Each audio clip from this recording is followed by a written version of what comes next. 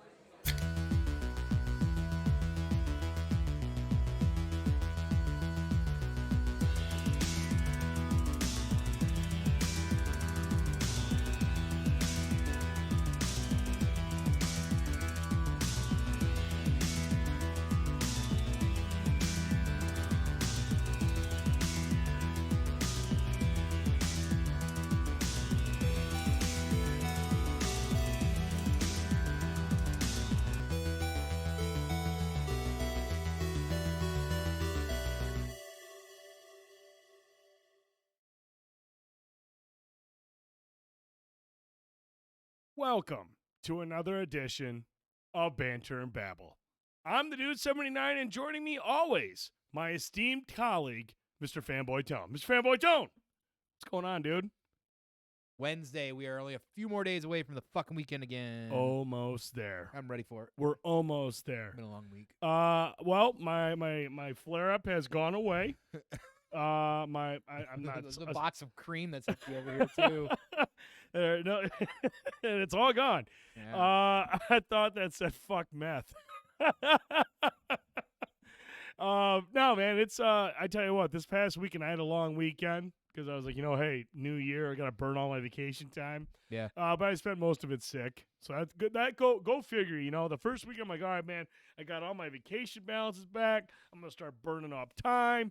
Fucking sick the entire weekend, dude. The entire weekend.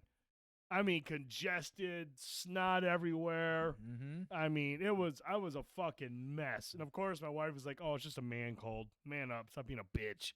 I was like, "I can't. I don't feel good. Rub my back." She was like, "Fuck you." Yeah, she definitely runs it around here. Let me tell you. No, she does. I'm in charge. Okay. Yeah, I'm in fucking charge. I run this house. never witnessed that around I here. run a tight ship. Okay. I'm always like, please, Mom, may I come in? There's no truth to that, I promise you. But no, man, yeah, it was a kind of a rough weekend. But other than my voice, I feel pretty much close to 100% again. So was able to shake off that COVID and the herpes and whatnot. So doing good, man. Scraping off the cold sores. It was bad. But you know, man, I just want to give a quick shout out. Yeah, good. There was one highlight this weekend. There was one. The big highlight. Detroit Lions came out swinging and ended the season on a high note by going into Lambeau Field and knocking out the king of the North, the most pompous piece of shit, Aaron Rodgers. And that was awesome, man. It was an awesome game to watch. Like Prime said, man, these are the types of games the Lions just would not go in and win. You know, they're not playing for anything. Earlier in the day, the Seahawks got past the Rams. We almost made it, but Brock Mayfield was like, you know what? I'm a piece of shit. Or whatever his name. I don't know if it's Brock Mayfield. Whatever Mayfield is. He's a piece of shit, and he sucks. And he cost the Lions a playoff trip. But they came out. They played hard. They did great. And Jamal Williams continues to be your favorite player in the NFL due to his introduction. You know I was about to say that shit, too. This is I don't really talk a lot of football, and it's because I have a lot of hate-love relationship with the Lions. I stopped watching them years ago. Yep. My number 2 team growing up as a kid was always the Packers. Oh, so boy. even going into this game, I was like, kind of still want to see the Packers win, right? However, the catalyst, the new equation into this whole entire mathematical thing that's going on is Jamal, who is the most amazing, outspoken, apparently super nice and caring, Yes. Really nice guy. fan-loving, but just like this super nerd of a guy. Fucking weeb, dude. Dude, straight up. And he don't fuck around. Like, I'm telling you, I've probably watched that interview of him yelling at the guy saying Pokemon at least nearly a dozen times at this point. Because I'll scroll through Facebook and somebody else will discover it, and I'm just like, nope, yeah, first swag Kazakage of the den. Yeah, he is like leader of the village of the dead. Yeah, dude, like that. How does that not like for me? I'm just like, well, maybe I'm going to start watching the Lions. Did you see his post game interview? With talking about his grandpa? Yeah, and then how it just switched to how it just went from like, you know, oh my, you know, this is from my great grandfather, and I was saying, he goes, and don't play with this, man. We the Detroit Lions. He's like, what do he say? He goes, and don't let these tears fool you. This is all dog up in this mug. I was just like, this guy just went from crying his eyes out to one of the most like fucking just bad. You know, I feel like as somebody who used to watch the Lions and cry every time. Never had Lions, somebody like that, man. Well, we've had iconic people on there. It's just like, you know, it's the same thing with all Detroit teams. We have to build teams because we don't have the money for these star players. It's a different market, right?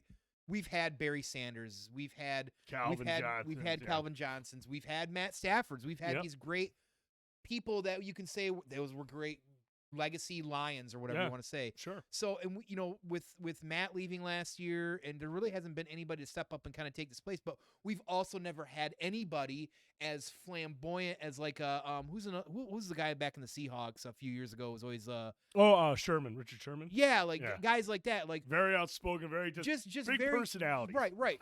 That's good for us because that gets more sight on a team for one. And it will say, well, maybe I want to go play for the Lions now, right? Oh, I mean, there's a lot of. I mean, that's I can't remember the last thing. time at the end of a season we had so many players come out and say, "I want to come back." Yeah, unrestricted free. Like right now, Jamal Williams is an unrestricted free agent, so everyone's like, "Look, he's probably going to ask for some big money," and but it's the locker room presence, man. It's that locker room presence. You need people, that good like guy, that. the fun guy that everyone can rally around. I hope they sign him, man. I mean, I don't know how much he's going to ask for. I mean, that's always kind of the agent thing, but, you know. Well, he had a good season, too, He did, man. He ran for 1,000 yards, which we haven't had one of those in like 10 years. And people were like, no one saw that coming. Nope. And he led the league in touchdowns with 17. So, I mean, why would they not say, here's some fucking, listen, Detroit, get them an entire year's worth at least of some free Little Caesars pizza, and give them a couple extra fucking cheddar cheese. A bunch of Pokemon packs. Hook them up with some Pokemon packs. Don't say Pokemon. I like when he said that. He goes, "Ooh, you sounding old." Yeah, he's like, because the guy says, like, I bought some Pokemon cards for my kid. Like, I don't think you did. You can't even say it right. I don't think so. I don't know what you gave him. Yeah, pay the man exactly. So I don't know that him enough was honestly like I paid more attention to the Lions for the first time in a long time, many 5, 6, 7 years now, partly because of him. And honestly, the end of the year, but it's hard not to when you live in Michigan, even though I am firmly against fucking drinking Kool-Aid. It's hard not want to sip once in a while when everybody else is fucking sipping. I mean, dude, when they were 1-6, it was just like everyone's like, man, I don't know, this doesn't look good. Then they finished winning 8 out of their last 10, and they're beating good teams along the way. You know, I mean, it was pretty awesome, man. And the coach, everyone, the team is kind of like they're rallying around the coach. Well, they're taking on his personality. They've got the players, and man, the national media. I mean, everybody picked the Packers to win that game except for Tony Dungy. Tony D was the only guy that said Lions will win, and dude, like the next day, a lot of the experts were like, oh, what's Aaron Rodgers gonna do? Where's he gonna go? And that was the talk. But man, there was a couple of guys. Rex Ryan was just like, no, let's talk about the team that went up to Lambeau and beat the hell out of the Packers. And what did Rex Ryan say? He goes, and everyone wants to talk about the Packers being the class of that division. He's like, for the next 5 years, the NFC North goes through Detroit. I was just like, damn, dude. Let's hope. People are starting to buy into it, and I dig it, man. But Jamal Williams is a character, man, and even in when Hard Knocks came on, he had a very passionate speech to the team. You're just like, man, this guy just loves the game. Yeah. He loves the game, and he loves anime, and he loves Pokemon. He just wants to go home and play Pokemon. He just wants to go home and play Pokemon. And play football. He don't listen to that shit. No. And that's the way you should be. And then so I'm glad that, you found something to like about the Lions, Jamal Williams. And who knows, man, maybe this leads to a thing where you're just like, you know what? I just like the Lions in general because they go out, they play hard, man, and they're full of fun. I'm seeing this motherfucker wearing a fucking head protector. The fucking slash through the sand ninjas, and he's wearing this Naruto thing, and I'm like, holy shit, what is this dude doing? So yeah, running backs turn into pumpkins sometimes, though. I hope Jamal has a few more seasons in him. Yeah, for sure. Like I said, I think as long as he's in that limited role, switching with time with DeAndre Swift. Because Swift is kind of like the lightning and Jamal's the thunder. Yeah. And as long as he understands that, and I think he does. I think he is a team guy. He seems like somebody's a role player. Yeah, he understands his role, and he knows that, when it comes to we've seen it a couple of times, they try to throw to him, and it's just like probably throwing those to Swift because he doesn't have quite the hands for it, but he understands that. He knows what his role is. Like you said, he's a team guy. Dude is a jock and nerd after Fusion Dance. We'll take it where we can get it. That's for sure. We needed something like that. So. But I didn't want to get too much. I just want to say shout out to the Lions. Yeah, they made me exciting. A believer again, man. I love this team. I love the culture that they're building, and I really hope it carries over. I mean, momentum. Everyone talks about it. Some people believe in it. Some people don't. I hope it does carry over, and I hope this leads to a brighter future for this franchise. Because fuck, it has been a minute since this team has been relevant in any which way in the NFL. Yes. So, yes. And I was a guy who actually liked Schwartz to a degree because he was kind of that guy. Yeah, Schwartz had that fiery attitude. I love that shit. So. He was fiery, but man, anyway. it just nothing ever happened. But I digress. That's it for sports talk. Let's talk about these shirts, bro. Talk about the new shirt. So here is my new shirt here that I've got the blue Lobot imported. Lobot blue imported. Bespin Pilsner. So you don't get a lot of Lobot stuff anywhere ever in Star Wars. So really big shout out once again to On Target Parodies for sponsoring again 2 weeks in a row. You can still go to the website. Oh, there's probably a button. I got it. You can still get up until midnight tonight. Buy a t-shirt, get 15% off, or buy a koozie, whatever you need. Whatever you want. 15% off. Use code BANDB at the checkout. Get that 15% off. He'll get it shipped out to you right away. He ships that stuff out super fast. Yeah. So I got this really quick, dude. I ordered this on Friday. Yeah. And got it yesterday. Yeah. So this is the Endor Forest Moon Dark Ale. That's a sweet one. Big fan of the dark ale. So again, check out his website. Hit that link. Yeah. And if you want to pick something up, use BNB to get that 15%. That discount ends tonight. So make sure you get on that. Or if you know any fucking nerdy friends that would love a mashup of beer and Star Wars, like I don't know who wouldn't. Right. Get them over there. Have them check it out. Tonight is the last night you can use that code. Yep. And again, shout out to them over at On Target Parodies. Thank you so much for allowing us to showcase your stuff, hooking us up with some shirts, some with the bottles that we got last week, the koozie. Thank you so much. We really appreciate you. Yep. And then of course he'll be at the Midland Mall Comic-Con as well too, signed over this week. So we got a special con shirt that they're working on as well too, since it is also I'm okay. I went down the air pipe. We have Tricky. Can you can you pause the stream or something out there? I don't know if you got a button out there. Man, it was really good beer. Sorry about that. Continue. Comic-Con. Jeez. Man. I had to clench for a minute. Oh, that was crazy. Continue, sir. Got a solo show. Calling Rohit Raju over here real quick. But yes, thank you again for sponsoring. At the end of the day, they're going to be at the Midland Mall Comic-Con. They got a special shirt going to be there for the Comic-Con as well too. Some of y'all have seen it. It's really sweet. It's got the dinosaur. Yeah, got the that Boba shirt Fett. is sweet. Yep, really excited. So I'll probably be picking up one of those as well too. And if you, of course, know somebody that might like the shirts, show them the website. But hey, you got some birthdays coming up, whatever it might be. Yeah. Father's Day's only in a couple months. There you go, 15% off. Boom. Dad will love it. Dad will love it for sure. He's mouth to mouth. No. Yeah. Oh, yeah. Yeah, Tone, right. help. Now after those cold sores for a week. Shut up. Tone, what's going on? What's new with you, man? I finally beat Trails of Cold Steel 2 after... What? After 2 years? Yeah, right. So I beat Trails of Cold Steel 1 early last year in the spring, and I took a hiatus from gaming for a few months early in the fall, as I was already working on Trails of Cold Steel 2. And finally, after the third fucking boss and third fucking ending of that game, was able to start Trails of Cold Steel 3 last weekend. Oh, man. Proceeding to go through that probably this weekend. I'll hopefully get some time to get that, then get to 4, and then get to the 2 side games, and then the 5th game is coming out, and it's just we're just gonna work on that. So not a whole lot other than that with me. Like, very honestly, Are you a bigger Trails guy than you are a Final Fantasy? I know my voice just did the puberty thing. I told you, man, my voice is gonna go to shit real quick tonight. This is great. I love it. No, here's the thing. No, Final Fantasy is integrated in my lifeblood. It's what introduced me into JRPGs and RPGs in general, from literally the NES version of Final Fantasy 1988 or whatever. It's like that. That was it. That changed my life in gaming. That trajectory, always be that route. And though Final Fantasies have a love-hate relationship over the last couple decades as well too, especially when Enix did buy them, because they're just I just still don't feel like they have the luster. And I could really talk about some of the stuff coming out and some of the other games they're doing and calling different things and not calling Final Fantasies and making different names and whatever, blah blah blah. That said, what I like about Trails of Cold Steel 2 is that they all lean into this anime-esque look in some way. Mm-hmm. Trails takes what I like about these games, what most people don't, and is heavy character development, heavy dialogue, like a lot of reading sometimes, and a lot of like cutscenes, but really super anime, sci-fi, fantasy, medieval fantasy, a lot of mashups here. It just has a really amazing anime look to it, and just overly anime do the at saves times. So carry over? So it's weird because save 1 from Trails, yes. So some of your choices, some of the characters will carry over into 2. Mm-hmm. Certain things will, certain choices.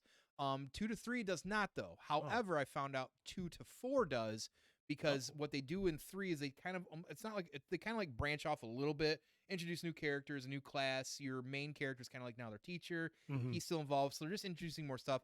Whereas 4 kind of picks up with after 3 and still kind of goes in the timeline, but picks up other characters and certain character choices that you like, your love interest. Yeah. That's when that will pick back up apparently in 4. Oh. So it's weird because I was trying to import 2 to 3 and it wouldn't let me. I'm like, what the fuck's going on? Well, I read real quick. I'm like, okay, so you can't import, but there's no import from any Trails game to 3. 3 is a standalone title. three's well, I mean, 3's still chronological, and it's taking place a year and a half after the last game, or about 2 years. Okay.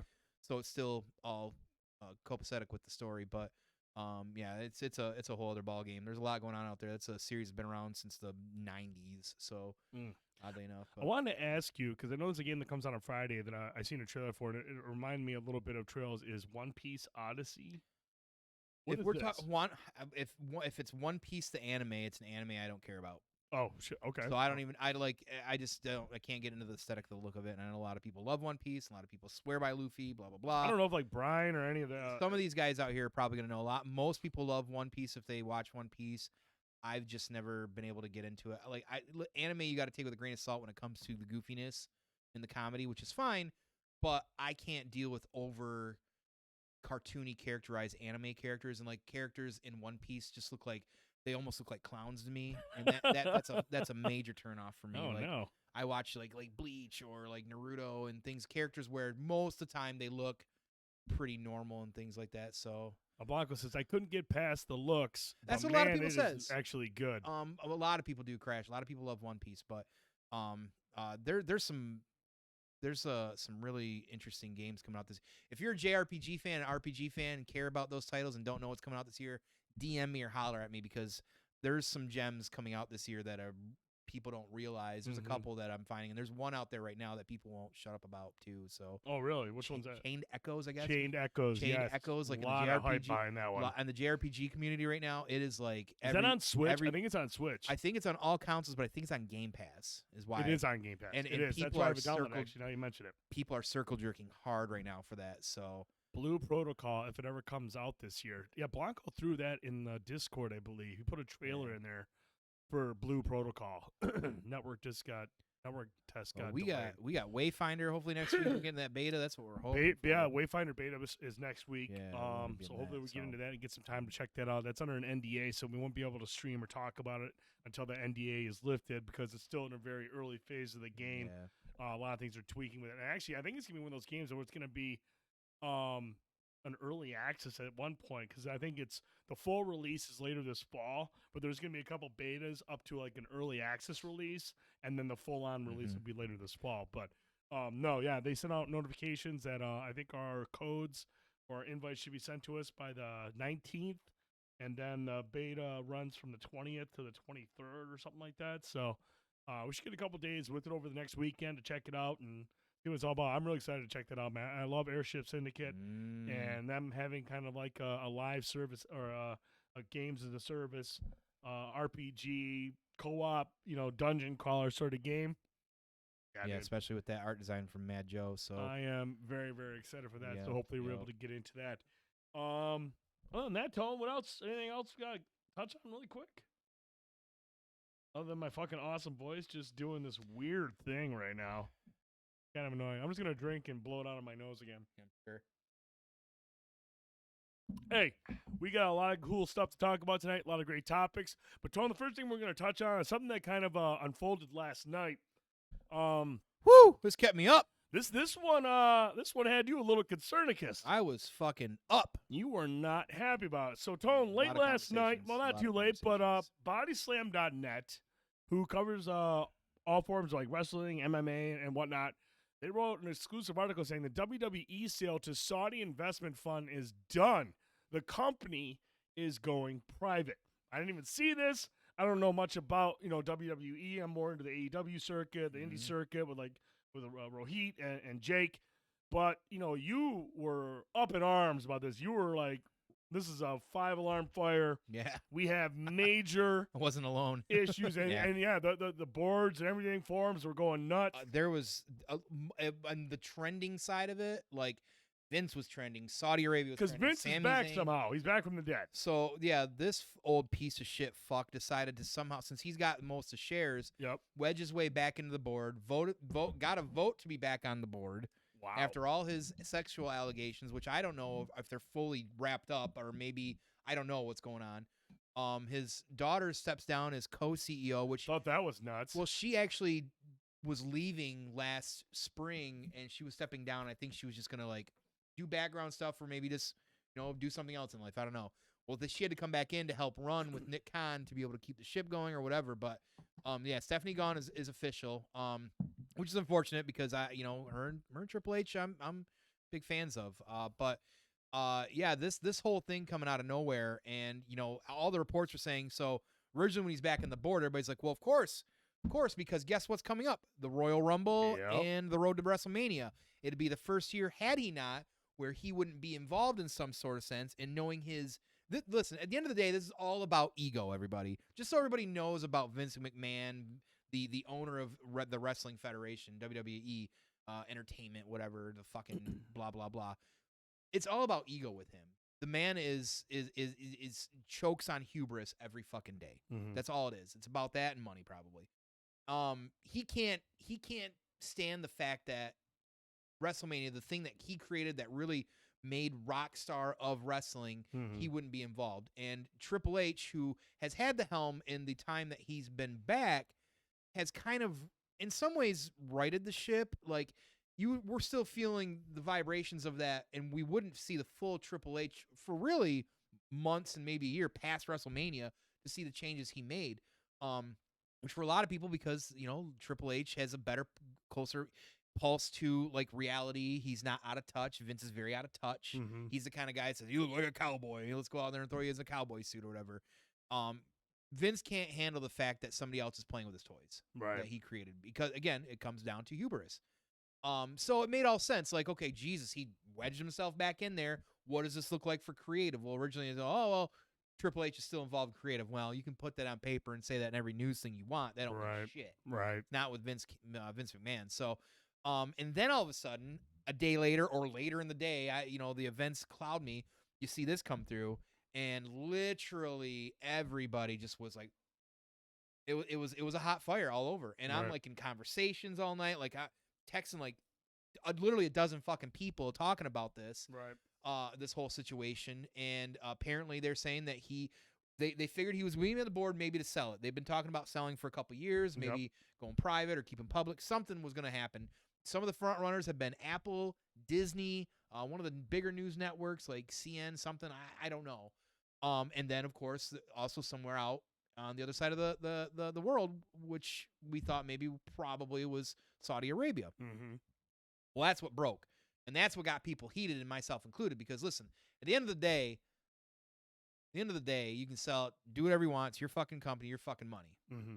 But Saudi Arabia, and we don't really get too deep into the shit on here. Saudi Arabia does nothing but fund terrorism. And I know a lot of people aren't a fan. Mm-hmm. They do the crown jewel thing over there. There's wrestlers that won't wrestle over there because, they make a lot of fucking money. Yep. But I mean, these are people who, discriminate a lot, especially against minorities, and certain wrestlers because of their ethnicity can't even wrestle over there. Right. I mean, you can't, gender women. I was gonna say women are probably a huge hit. Anything in the LGBTQ community, nothing over. Like, it wouldn't fly. Like, so if they own this company, what would that mean for a lot of the people that are on the roster? Right. That's a big thing. That's a big concern. Like, I mean, could you even have a women's wrestling division? Who fucking knows, right? Mm-hmm. So, it got everybody up in a tizzy because everybody's like myself included, like, well, if this is a fucking case, I ain't fucking watching this shit. Yeah, they murder journalists too. Like you said, they fund fucking terrorism. So it got everybody heated, and rightfully so. And yes, have we all jumped the gun? Apparently so. No, look, I went maybe this article. So this person works in the industry, covers the industry. And they came out and said, contrary to reports stating otherwise last night, there is no deal in place at this precise moment for WWE to be sold to Saudi Arabia's public investment fund or any entity, sources say. The organization is still exploring all options, I'm told. This is developing. And it's also worth noting that the original tweet stating it was a done deal has since been deleted. But that also, there's another article that says, it hasn't happened yet. That doesn't mean Vince and somebody else isn't trying to work this deal exactly in progress right now. And I think that's where it gets, because you see people like, oh, everybody jumped the gun on this, or oh, blah. Like, listen, all these places, dirt sheets and all that stuff, they're known for like, combing through the mud and finding whatever they can and get it out there, get this news. Yeah. It gets clicks, it gets whatever.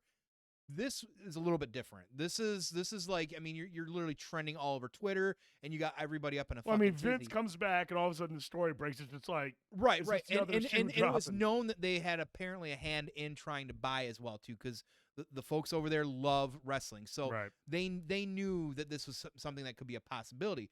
There were even quotes out there saying Vince said somebody in the locker room said, "You better learn Arabic, buddy."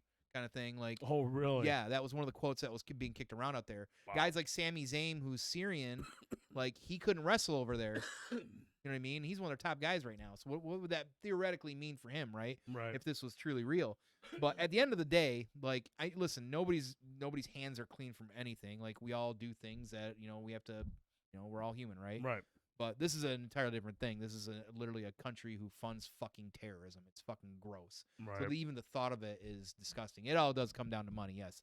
But now the next piece of this. So like, are we still selling? We don't know. Is he back to sell? That's what they're saying. Now the rumors are going around, and some people that we might know in the wrestling industry have kind of mentioned, hey, by the way, this is what I'm hearing, is that he might not be selling. It was just a ruse to get him back on the board to get in control of creative again as well too. Geez. By saying he's selling, gets him back on the board, gets the attention, and then now he's in control again as well too, and it can sideswipe everything else that he was supposed to be doing again because all these allegations he had to step down, blah blah blah. So what is there smoke and mirrors? There's certainly plenty of it going on clearly right now too. It's very hot newsworthy if you're a fan of wrestling, or if you're not, it's big news either way because it's some crazy ass shit. Right. But certainly last night it had all of this up in arms, and like all morning, like the first thing I woke up to this morning, 6:30 in the morning, with a text from somebody like talking about it. Wow. Like literally, like that's what it was like for me last night. Like just scrolling through news and people just kept texting. Well, I mean, the WWE and wrestling in general is just massive, dude. And when when something like this breaks, where if a deal like that goes through, it is going to drastically impact the look of the WWE, the people that are on the rosters, the people who are in high positions. Mm-hmm. It's going to have ramifications either instantly or down the road or over time. Yeah. And the fact that Vince is back in the fold, that's discouraging enough as it is, because everyone, once he was gone, it seemed like everything was on the up and up. You got Triple H where he needs to be. The fans are happy. The wrestlers are happy. I started watching WWE for the first time in 7-8 years now. I want to say 7-8 years. I think I stopped watching WWE, and the last thing I said was like, I will not watch WWE until Vince leaves or he dies. Right. And he left, and I'm like, well, Triple H is in control finally. I'm Right. gonna go back. And you know what? It's been good product. It hasn't felt like this fucking dumb, overly. I mean, they're wrestling entertainment. They're going to be a little bit different than AEW, and that's fine. Listen, believe it or not, people, you can enjoy both without hating one or the other. I know that's hard for wrestling fans who are very toxic as well, like Star Wars fans these days. You can enjoy both. I enjoy both. So I've been watching Raw and everything like that. I'm a big Kevin Owens guy, and he's been getting a huge push. So I love seeing KO in the forefront. I've really been enjoying it. If this sale is true, if it's true, I'm not watching anymore. Are you kidding me? Fuck that. Fuck that. I will end. Done. Again. Yeah. And I don't think I'm the only one. I think just based off some of what we know about the wrestlers, I think there will be people that walk out, break contracts, and I don't think I'd be the only fans, because from what I was seeing, a lot of negative people out there were not impressed. Even hardcore WWE fans were like, what the fuck? Oh, really? Oh, yeah. Jay McKenzie says the wrestlers should start their own league, the FVF. Yeah. Fuck Vince Federation. Yeah, we'll see. Ford says he was, but he owns 81% of the voting shares. He can literally operate within WWE like it's completely his, and no one can stop him. Which is that? There you go. And Trick says, how wasn't he canceled? Just goes to show, if you have the cash, you can do anything. Yeah, I don't know. Maybe because he jumped himself out of the limelight, because it's not like, who knows? Yeah. I don't know. I don't even know what's going on with that litigation. Maybe he settled out of court. I don't know how he's back on, unless he just left to be able to, so they could focus on the, because I think it was an internal thing that was going on. I don't know all the logistics of how he was able to come back besides him having money and owning shares. But right. He needs to fucking lay down and go to rest or something. I don't know. Undertaker should have put him in a coffin, something. I don't fucking know. Yeah, it's unfortunate because whether or not, he shows his cards and exactly how much he's trying to get control of, or if he just sits back and watches and lets Triple H do his thing, that remains to be seen. But it doesn't surprise me whatsoever. I don't know much about Vince other than what I've learned over the years from you guys and from watching news articles. But when the guy shows back up and immediately a story like this breaks, it's too hard. It's too much to believe that's just a coincidence. Yeah. Ford says Twitter can't prevent him from running the company. He voluntarily stepped down. Well, like I said, man, this is crazy. It's crazy that he's back, and I think the money's the money would say that he's gonna try to get involved and start taking control and fucking shit up again. And I think, at the end of the day, like somebody said, I think Forge even said it too. Last thing I'll just comment on it is that, Vince looks at bad press as Good press. good press. Like, Yeah. I mean, think of the things he did with Bob Costas that one time he said he was gonna, basically smack him or something. I don't know. I don't remember what he said. He was trying to fight Bob Costas. This is not the first time he's been in these crazy situations after the Montreal screw job, turns himself into a character. Like it comes down to more than money. It comes down to hubris, and he literally can't handle the fact that he wouldn't have been involved in like the Super Bowl of wrestling coming up, which it sucks because like I was excited to watch it for the first time in a long time this year, the Rumble, and go through the road to the WrestleMania. I was going to be involved for the first time in a while, and I just don't know if I can allow myself to do that at this point. And it set aside from the Saudi Arabia sale, like if that's true or not, like just having him involved in any shape or form. And I got to imagine if he does get involved in creative, I'm not going to be the only one that says that, because I know a lot of people that started watching again once Triple H took over. I mean, the 20 of us or however many probably still ain't going to do anything because kids and people are just going to watch it regardless. But And I mean, do you think, with as much as everyone was excited when he finally stepped down and he was away from it all, and it seemed like we were done with this guy, and everyone gets their hopes up, everyone gets excited, and now this shit happens. I mean, other than him dying, are you going to be able to buy into it anytime he does step away again, or if he is stepping down again, or if he removes himself? I mean, is it going to be one of those things where you're just like, great, can't wait for 6 months, and he's going to be back. Right, yeah. It's going to become a reoccurring bit. Right, At what point is he officially going to be out of the picture other than when he dies? Yeah, who knows? And I feel like that would make me a little uneasy. I wouldn't want to like buy into it every year once he does sit down and like get my hopes up, and then have him return again and be like, Jesus Christ, here we go again. And because like that's the way I was looking at it, like, hey, it's exciting, sweet. Triple H is going to be finally have the full reins for Rumble through Mania, and then not only was it like, okay, Vince is back, great. Now he's down to the Saudi Arabia. Oh, great. That also means that we won't get Triple H ever as being able to run full, Right. So and whether or not that's paused for a couple more years or not, who fucking knows? But we may never see Triple H ever now be able to have the Rumble if he's really trying to sell the Rumble to Mania, unless whoever buys it says we'll keep Triple H on. Who knows? Or says Vince is a sorcerer. He's in his mid-70s nearly, isn't he now? Like, like whatever. He'll probably outlive us all. Fucking. When you sell your soul, yep, you get to stick around for a while. Yeah. All right, Tone, let's move on to our next topic. Now, look, the last 4 weeks has been pretty intense. Build up to in here. the B&B community. Yeah. The Discord specifically. We've had some heated conversations in the Discord. Yep. We've had heated conversations right here on the show. Right.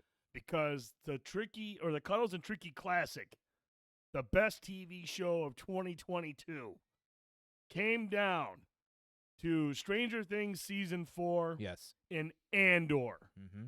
Oh, look, Cuddles is already writing Tricky out of it. He's writing Tricky out of it. He doesn't want Tricky. Tricky doesn't get to have his name on the classic anymore. These guys are going to have a Cuddles Wrestling Federation match soon. They're going to have to they're just going to have to cuddle. What's going to come down to. Open mouth kiss. But, dude, so here we are. The votes are in. Everything is done. Everything is accounted for. As much as I loved Andor, my love and my passion and my praise is not enough to overtake Stranger Things Season 4. Stranger Things, number 9, Stranger Things, defeats number 6, Andor, 11 votes to 5. It was intense. For a while, it was pretty close. Yeah, that's like 50% more, too. And the last day, some of you sandbaggers decided to get your votes in for Stranger Things and put it away. People who voted for Andor show should be banished. Uh-oh. I'm out. This was tough. Honestly, we all know I'm a big Star Wars guy, and I'm a big fan of Andor. It was really incredible. There's great writing here, but the only main thing for me that made it so that I did vote for Stranger Things 4 for this season was, again, I go back to summer when we had to split a few months between watching them. Yep. And everybody that was watching them, and it was a lot of conversation, a lot of camaraderie, people going, this is crazy. What's going to happen? This Vecna's crazy. We're all excited because of the D&D tie-ins, the music, and not that fucking running up the hill shit that I can't fucking stand. The characters, who's gonna get pieced out, who's Yeah. gonna be, the martyr or whatever. But then you get to that last, when you have a main character that gets pieced out, and everybody's just like, it was almost like, it's rarely in those moments in media where almost like the entire world just kind of go, clutches some pearls and goes, oh shit. And I Right. think that's the difference for me, because it was an emotional attachment to. I mean, I watched it with my kid. You know what I mean? Like, even too, like, a lot of things going on. I think that really made it for me that, while the writing and the characters might not be as strong as Andor, just because the writing's so good in Andor and what they're doing with that, but it was the emotional investment that not only I felt, but everybody else, was feeling too. Yeah. Thank you so much, Forrest, for those cheers. We appreciate you. The thing is, man, like, I agree with you. I mean, obviously, season 4 had a lot of emotion to it. In my opinion, I still feel like season 3 was a harder hitting emotional impact, just because the ending of that season was just really fucking tough, man. It was a really hard finish, because I thought, we had lost Hopper, and I was just like, and the monologue of him reading the letter to 11 was just so impactful. And I thought season 3 was a fucking awesome. I loved Billy in season. I thought just a really good all around story arc there. Season 4 had some great emotional moments, had some great character moments, but like, I feel like in terms of like emotional, like, just impact, season 3 had the edge there. And I took that into consideration after I heard you talk about it. I mean, I need to look at this from all perspectives. And man, just Andor was just a fresh take on a Star Wars story. It built on what made excuse me, Rogue One such an impressive Star Wars movie, because it was able to deviate from what the usual formula was for a Star Wars movie. Yeah, yeah. And for them to really build on that and dive even deeper into it and see a lot of that gritty nature of it, that's what just made it stand out more, because it was just, I got a taste of it with Rogue One, but then we got a nice big helping over 12 episodes. And you got to imagine, like, who threw the dice up in the air, and what timeline is this in where I'm not voting Star Wars? I mean, it's very honestly, it's tough, man. It's tough. But that, and you know what? Stranger Things season 3, from the things you said, maybe honestly a little bit, more tighter when it comes to the story, because like you said, the cliffhanger with Hop, which they ruined in the first trailer for season. Unbelievable, man. I will never understand for why sure. They did and that. like, I know, like, one of the criticisms from the season 4 was like there was a lot of storylines going around. I didn't mind that. I actually didn't. I felt like they were doing a good job of focusing on those storylines when they had them and why they're doing, because it was like a convergence. Like I said, I explained it back then. It was like, it reminded me of a D&D party, and all of a sudden we're on a quest, but we need 2 or 3 different things. We got to split up and go different ways. That's what it was like, because it's very D&D-esque. Sure. But it was the character Eddie. It was the Hellfire Club. It was everything that it did for nostalgia and a lot of people, and just that emotional attachment. I just felt just had that little extra. So Cuddles says, me and Dude were on the same page the last couple months, but since this bracket, he's become a real big piece of shit. Right. Hey, man, I'm just always going to be real with y'all. And if y'all don't agree, that's cool. That's why we do the brackets. And seriously, again, big shout out to Cuddles and Tricky. Yeah, thanks, for guys. putting A lot together of work. another bracket that was fucking tough as hell. I know some of the shows didn't fall the way everyone thought they would. And I know, even Tricky was very passionate about his Wednesday vote, and Cuddles was very passionate about the stuff he loves. But man, seeing all of that and not everyone just going chalk with all the picks and just going, oh, this is one, everyone agreeing, having that battle, having those debates, and having that intensity is why this is so fun to me. Yeah, we're still streamlining things, still trying to figure out to make it so more people can be a part of it. But man, it is just, it's fun. I love it. I love the conversations. I love the passion involved.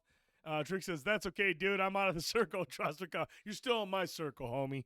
Cuddles says, I'm still sad about Peacemaker. It was not easy. And the thing is, man, Cuddles will tell you, he comes in with fire and brimstone about defending stuff, but man, he'll tell you before anybody, this is a tough bracket. It was a tough bracket. It was a really, really tough bracket. And with so many different tastes and types of shows and what people like to watch, it's really difficult sometimes. And it was really, really intense. Oh, man, Cuddles is going after Trick. I'm going to let them do their thing. Hey, Brittany. Brittany says, hi, guys. Hey. I said hi. How's it going? Welcome. And now they've already made up. Love you, homie. See how quick they make up. Cuddles and Trick, they're just always locking horns. But no, man, this was a lot of fun. Again, it was really cool to be able to do this over the Christmas break. The Discord was especially very vocal. People were talking. People were chirping. Friendships were destroyed. And new alliances were made. But that's why I fucking love doing these brackets, man. Yeah. And I know these guys are working on their next one. Oh, Forge, thank you so much. We appreciate that. Thank you so much, man. Was that Forge? Yeah, Forge gifted it to him. Oh, Or nice, to her. So, nice, thank you. Forge is a big old sweetheart. Yes. But yeah, it was just it was fun, man. And I know these guys are already putting their heads together. They're already starting to work on the next bracket. And I'm sure in the next month or two, we'll start finalizing that. Make sure we can streamline things, get things so more people can be involved. And I'm sure it'll just be as intense as this last one. Yeah, and we'll start trying to, I definitely, we're kicking around different ideas, what we can get into. I think there's a couple that might be trickier, no pun intended, but, hopefully do them soon. So we'll definitely start maybe expanding on them again, too. I know we do the meme debates, too. Those are fun to do. So, but these brackets are definitely a good time. So maybe we can expand a little bit, kind of create and see what we come up with. It'll always be like an evolving segment we're gonna do. So we gotta do a meme debate soon. I almost wanted to do that one that we threw up. Carl threw up with the team A, B, and C. I know. Should have put that in here tonight. Dummy. I wouldn't mind see more live voting. I do like the live voting. I thought that was really cool. Having us go back and forth talking about. Throw it up next week and talk about it. Do the meme debate? Yeah. Shit. Put something together. I'm down with that. We'll do another meme debate next week. That was a good one, man. Maybe we'll organize the teams a little bit better. Yeah, I think so. Move the stuff around because I think he made Cuddles and Trick. They make all you guys. I think we gotta get the kid movies out of there. I really do. I wouldn't be opposed to that. That's I actually, you know what? I wouldn't mind keeping it. I think we have to balance them out a little bit more. Maybe. I think because some of them are going to be big movies. And I feel like there are going to be people who are going to have to go see that shit. Hey, that's a good idea, Jay McKenzie. We should live vote. That is if we were going to do live votes. That is a 100% Wow. USDA choice. Jay McKenzie fucking comment We right should there. live vote if Yeah, we are going yeah. to do live voting. Yeah, Man. yeah.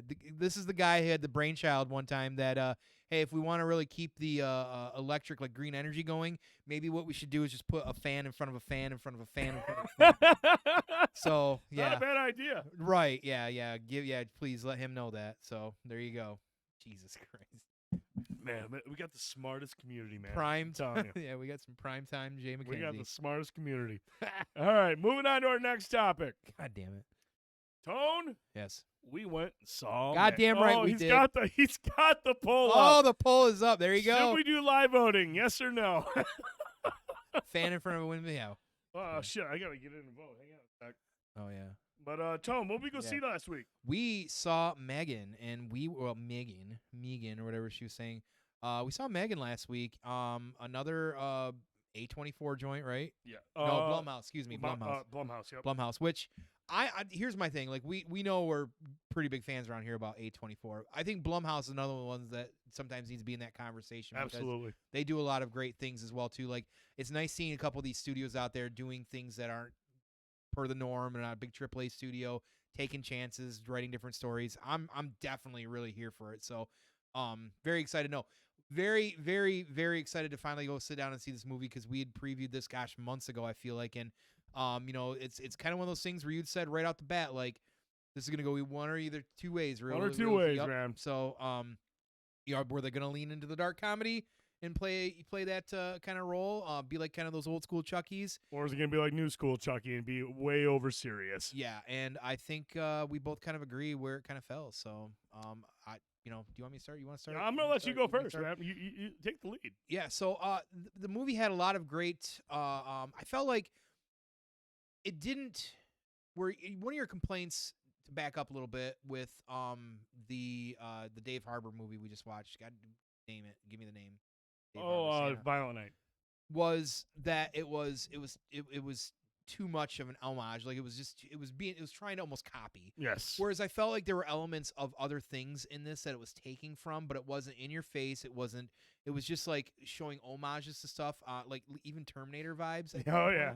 Which things, and from other different things, different slashers and stuff like that as well too.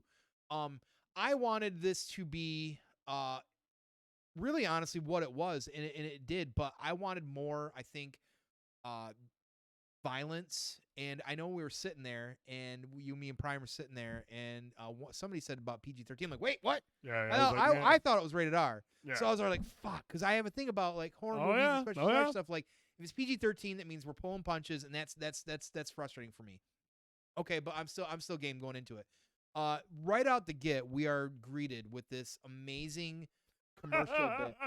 That alone for me was worth my admission. Yeah. That commercial bit they did at the beginning was fucking brilliant. Yeah. And I knew as soon as we got through some of that, I'm like, okay, this definitely is going to lean into some of that comedy, that dark comedy or whatever.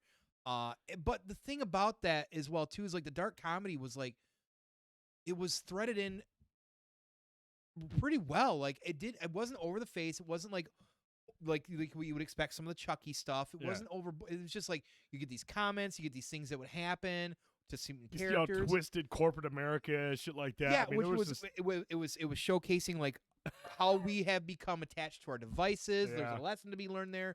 There were some kind of lessons in a couple different things in here in this as well too, like even parenting in some ways. There was some major parenting, right?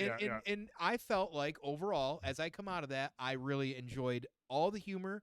I enjoyed the characters. I was invested the entire time. We had some pretty good laughs. Yeah. We had some guys like, oh, we ha ha ha. We know what they're doing there, you know. But overall, like even the characters and the things that they were doing and the story, I felt was good. Like I enjoyed it. I had a lot of fun in this movie. Like, listen, we could have went and saw this and it could have been so bad. We could be sitting here talking about and screaming about like, you know, you were about Violent Night, you know, and things of that nature. But we're not, because it was enjoyable. I know I'm going to leave the one thing that we fully agree on, and I think that you'll talk about as well too, as far as the rating on that, because for me that was the only thing holding it back. Yeah, you know, that was it. Like I do have some good news to report on that. Yeah, which is really exciting. Yeah. And like I don't go into these movies. I'm not always looking for huge character development, this great story. Like it's nice if there's some things in there, and there was actually some pretty smart written stuff in here, truth be told. Yeah. But the only thing was that it just pulled some punches. I wanted more. Yeah, first of all, like Tone said, this is a very entertaining movie. It is entertaining. It was fun to sit through. I had a good time with it. There's one or two jump scares, but it usually doesn't even involve M3GAN. It's just some other stuff going on around you. But the satire, the dark humor, and even though it's PG-13, I feel like it pushed that line. Like it really pushed it. It really did. It alluded to some very gory deaths. Like there's specifically one early on where somebody dies, and like you see, and we just started laughing. You understand that it's probably pretty fucking terrible on the other side of what happened. So, live votes won. 90% of people said yes, we want more live votes. Well, there we go. Good live job, votes. Jay McKenzie. But all in all, M3GAN is a very charismatic doll. Like Chucky is funny and dark, but she has more nuance to her performance. Yeah. And like even though she has like this animatronic voice, she's still got a little bit of sass, a little bit of attitude. And I really like that about her. She has a killer personality, no pun intended. And most importantly, I think she complements Chucky perfectly, because Chucky is really more demented and deranged and fucked up, whereas M3GAN is a little bit more methodical and very kind of like sarcastic. So, I mean, it's a nice compliment. It doesn't feel like a ripoff. It feels like this could grow into its own franchise. The learning AI. A learning AI. It's a little bit different. Chucky's possessed. M3GAN is AI that adapts to what's going on around her, and I dig that part of it. Now, yes, I agree. The PG-13 rating keeps it from being great because, dude, again, alluding to the gory outcomes that we know is happening to some of these victims, and there is a huge, and I say missed opportunity, but was it, to showcase just how villainous M3GAN could be. Now, look, James Wan was a producer of this, and I know last year's Malignant was hit or miss with a lot of the community and a lot of people in general. But there's a scene at the end of Malignant where Gabriel wipes out an entire police station. She kills everybody. There's probably like 30 deaths. And there is a moment in this movie where you're thinking, oh shit, M3GAN's unleashed. She's going to kill everybody in this building. And it never happens. And I remember when there's a scene where she's leaving the building, I was just like... Yeah, I think I was rubbing my hands. I was! Dude, because she gets in the elevator, I'm just like, oh, shit. Yeah. She's going to fuck everybody up. But it never happens. I was just like, man, This is the first time in this movie where the PG-13 rating was just like, okay, now it's starting to hold it back a little bit. So I was kind of bummed about that. But just this week, Akilah Cooper, the writer of the story, had these comments, and this is very telling and very, very encouraging. Quote, "No shade to Universal, love them, and I understand that once the trailer went viral, teenagers got involved, and you want them to be able to see it. There should be an unrated version at some point. I heard it's on the books. But yes, it is way gorier. Her body count in the script was higher than in the movie. It wasn't Gabriel scale massacre, but she did kill a bunch more people, including a couple of characters whom producer James Wan was like, I like what you did with those people, but I want them to live. I know the ones. I was merciless, but again, that is me. My humor is extremely dark.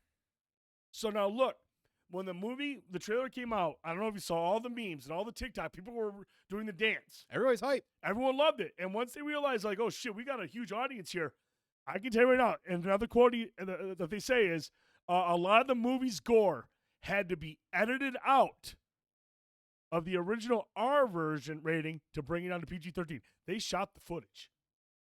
They have the gore on film. What was the main thing you said when we're driving on the way home? It's the only thing, man.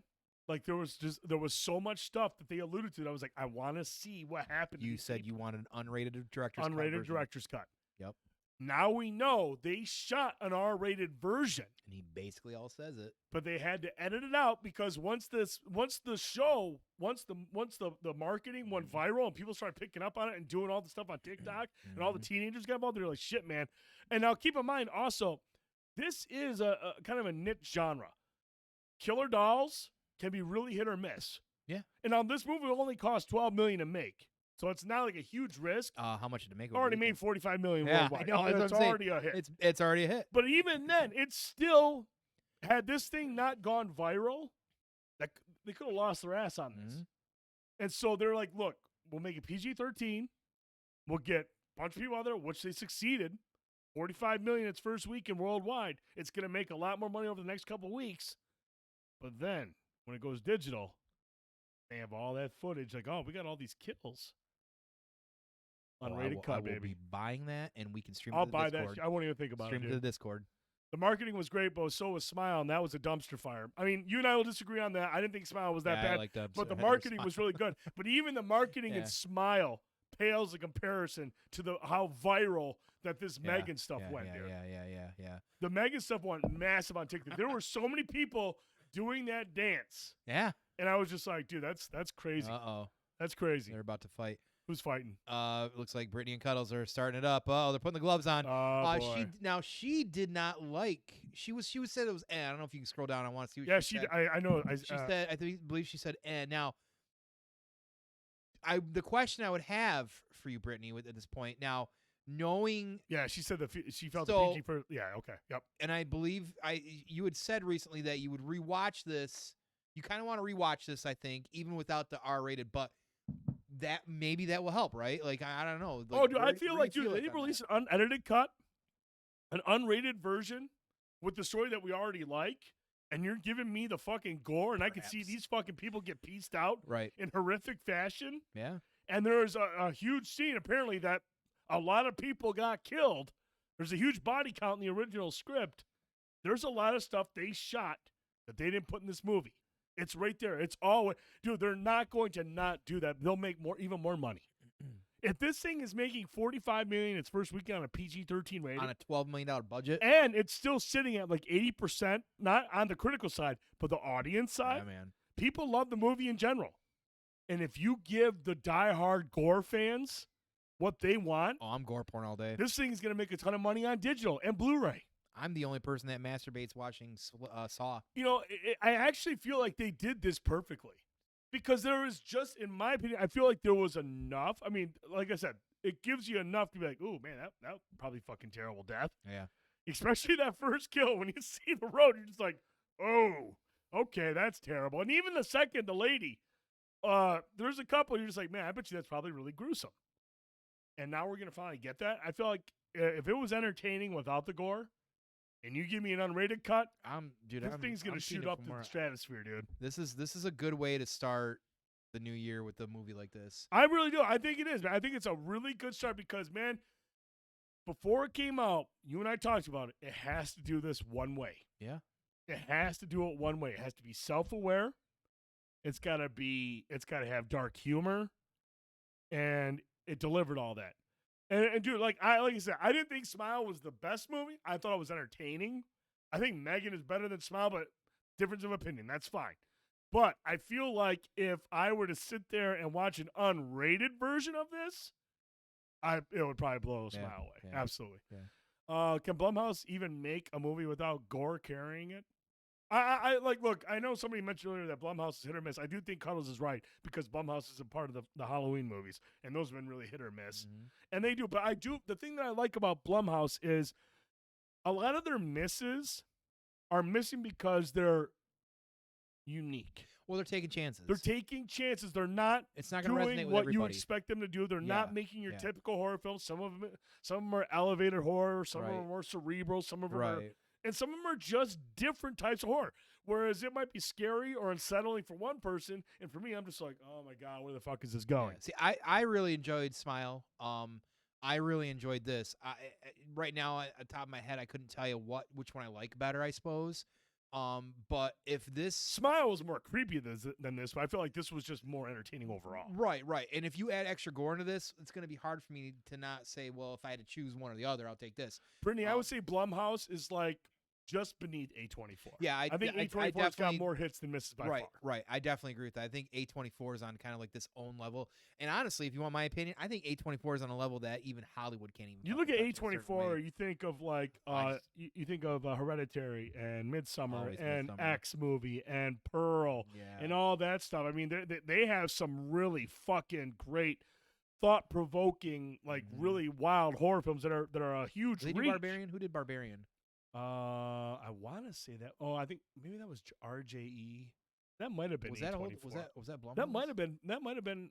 Ooh, that might be Blumhouse. Now that you mention it. Did anybody see who was involved with Barbarian out there? If you guys get a chance, please. Let us Either know. way, I mean, I'm not trashing Blumhouse. I just feel like A24 is a little bit more consistent. With their output. You know, they've had more hits than misses. Absolutely, yeah. But that's what we said at the beginning of the segment is that, like, you know, A24s and the Blumhouses.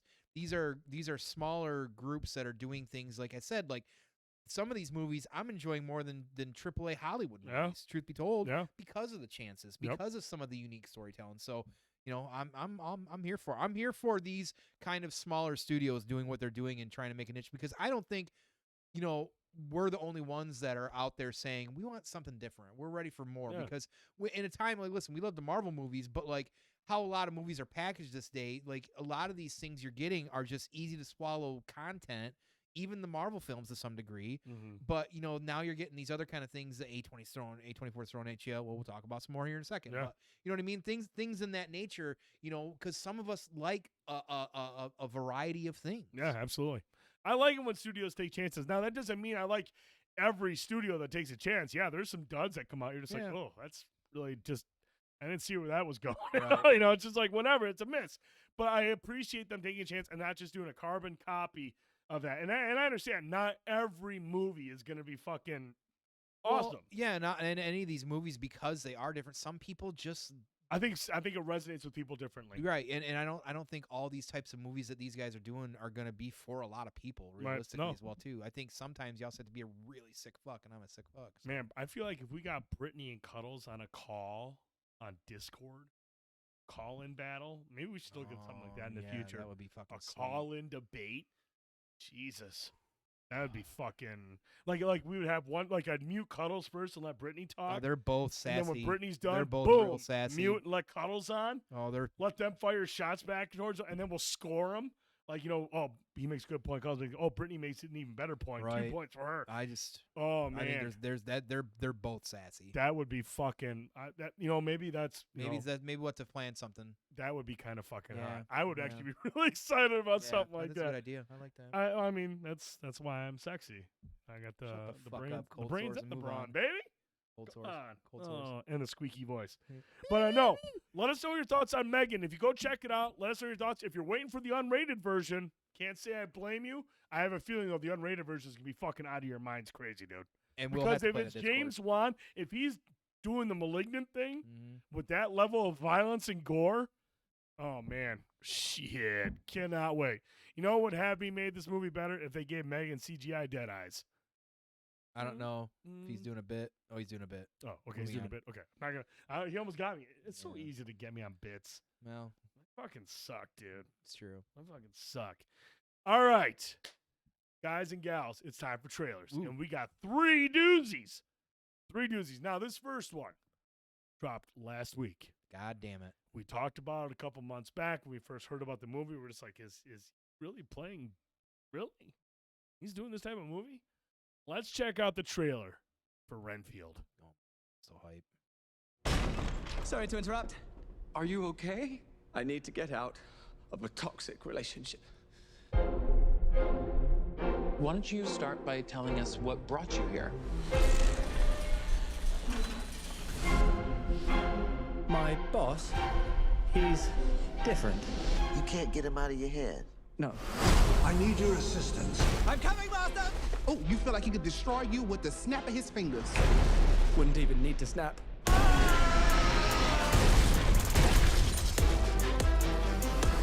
Okay. That sounds familiar. Yeah, what? Renfield, bring me innocent victims. I want a handful of nuns, a busload of cheerleaders. And I just want a normal life again. But this modern world is a dangerous place. No, no, no, no, no.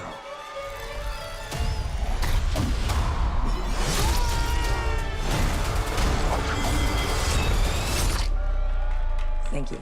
You saved my life. Did I watch you cut a guy's arms off with a decorative serving platter? It's all in the wrist. Let me explain. My boss gave me this power. In return, I tend to his needs, including care, feeding. You bring him people to eat? You're like the guy that gets the villain's Postmates. But if you were to stop focusing on his needs, what would happen? He won't grow to full power. Exactly. He won't grow to full power. What? That's so weird. Why would you phrase it like that? But yes. Hi. Are you here for the meeting? Well, come on. No! Some call me the Dark One, others the Lord of Death. To most, I am Dracula. Okay, obviously we're dealing with a little bit more than just narcissism here. Now, let's eat. A week before we go check out Evil Dead Rise, we're going to be going to check out Renfield, baby. Yeah. The one true God is back. Another big mainstream media movie. What are your thoughts on motherfucking Renfield? I'm ready to get a tattoo. Are you fucking kidding me? I'm so hype right now. I am so fucking hype right now.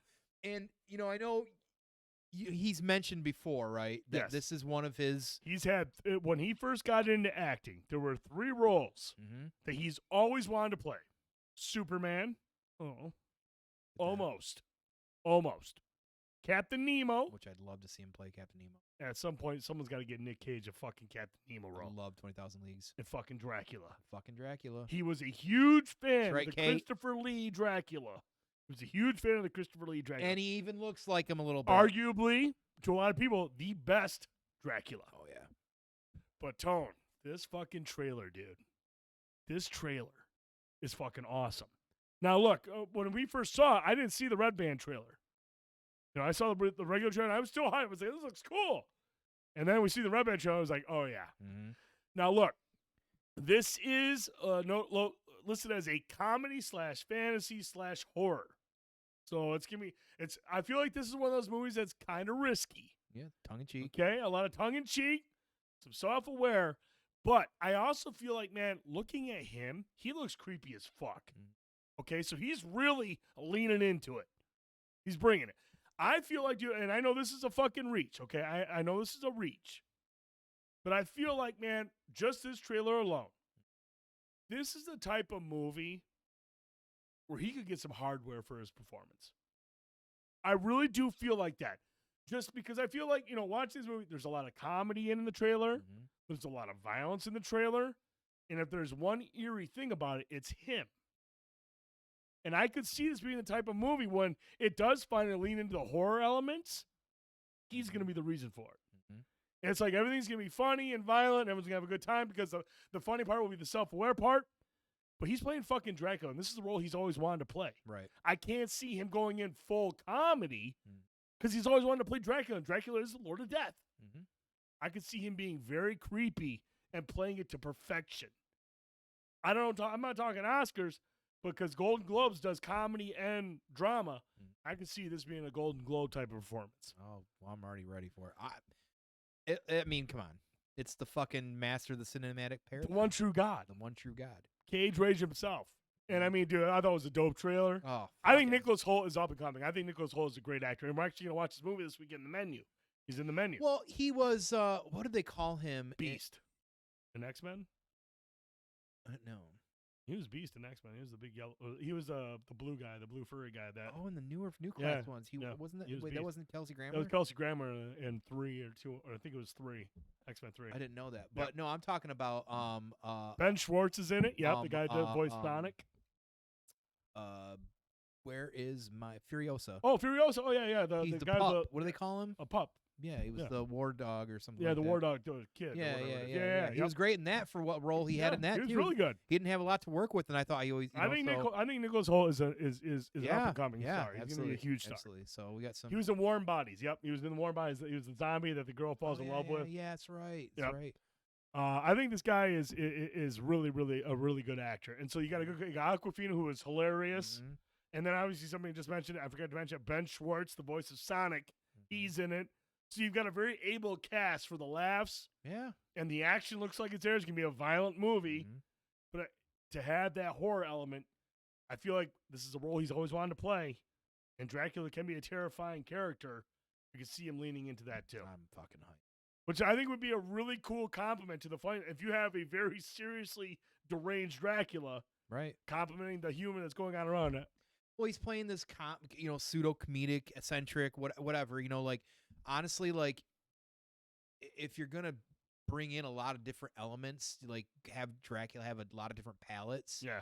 I mean, it's not like we've got, Gary Oldman here playing Dracula. right. You know what I mean? We're a whole different thing. You want somebody like the one true God to do this because you has want the somebody range. who You can take the chances. Right, pull all the strings at the same time. Yep. Like, absolutely. Who else is going to be able to pull this shit off? Well, who else? No one. I tell you, man, like when I heard about this movie being made, I was optimistic. Now I've seen the trailer. I'm ready. Yeah. Absolutely ready. I mean, this comes out in April. We know Evil Dead Rise comes out in April, a week before this. We know a movie later on in the trailers we're going to watch comes out in April. April is looking like a stacked fucking month, What an guys. interesting month to have all these movies. Very interesting. They get these out before the summer box office juggernauts. So It's true. Jack the Giant Slayer. Oh damn! He stated in an interview recently that since the movie is about Nick Hoult, he doesn't have much. Normally, he does not take movies where he's not like the main screen presence. Nick Hoult is the main character in this movie. He's Renfield. And normally Nick Cage is reluctant to take roles where he is not the central figure. But because it was his opportunity to play Dracula in a supporting role, you fucking better believe he's going all in, dude. That's why I'm excited for it, because he is not the star. But supporting actors, they usually they have to do some pretty special shit in those supporting roles. So I'm excited for this dude. Even if it's a supporting role. If he shows up, chews up every scene as Dracula, He will. I'm there, dude. He will. I'm there. So there's a quote from Nick Cage. Well, I had a lot of help. There were a ton of super talented people on that movie that helped design the look. We wanted it to be more homage, more Christopher Lee. And he looks like him. I favored Christopher Lee as Dracula, and I liked his kind of 60s hairdo. But the wardrobe, the costume, and no, I didn't come up with the idea for the rings. That all came out of wardrobe. They came in with all that. Maybe they sent something to me but that was really their contribution. So I mean, and look, that guy loves. He'll give credit where credit is due. So I'm excited for this, man. I think this looks fucking awesome. Yeah. We want to get you guys and girls' thoughts. If you dig this, if you're excited for this, let us know in the comments. If you're not, hey, you know what? You're missing out because this is gonna be fucking amazing. All right, Tone, the next trailer. Now, before we run this, I've seen a lot of people talk to this is a very spoilery trailer. At least people think it's spoilery. You never know with these Marvel trailers. You got to keep in mind they yanked the rug from out under you a lot. 5 out of 5, 5.5 out of 10. That's like fucking Oscar for him, man. Yeah, it is. That's like the hot. Wow. I mean, that's even higher than 4 out of 10 or 3 out of 10. 5.5 out of 10. Ricky Gervais about to jump out right now and give me an award. 400 million worldwide. Thank you, Ricky. Best actor, best picture, best director. So I can't wait. Now I'm even more excited. 5 out of 5, 5.5 out of 10. Let's go. I'll be there. I'll fucking see it twice.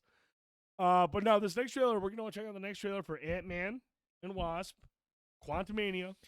Again, a lot of supposedly people are worried that this is a very spoilery trailer, but like we all know, They do reveal a lot, but but you never know.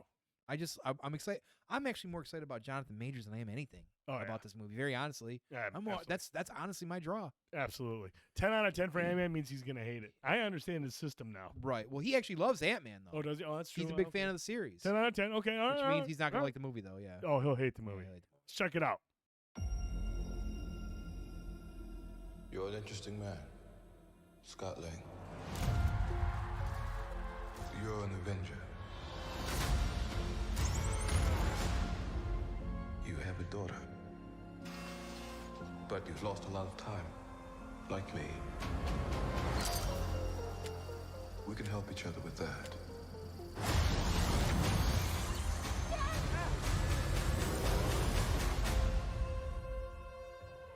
Who are you?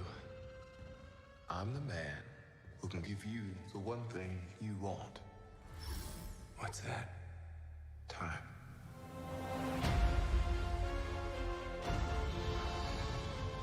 I can rewrite existence and shatter timelines. You cannot trust him. I don't care who this guy is. I just lost so much. He can give us a second chance.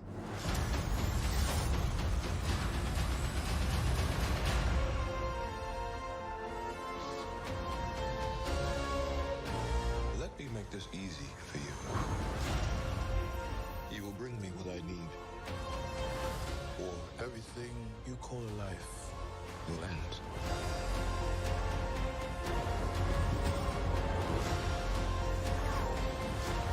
This is all my fault. You may not want her to watch this. We had a deal.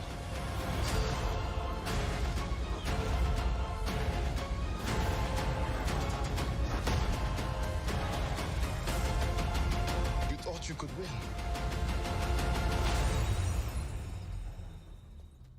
I don't have to win. We both just have to lose. I'm sorry, Cassie.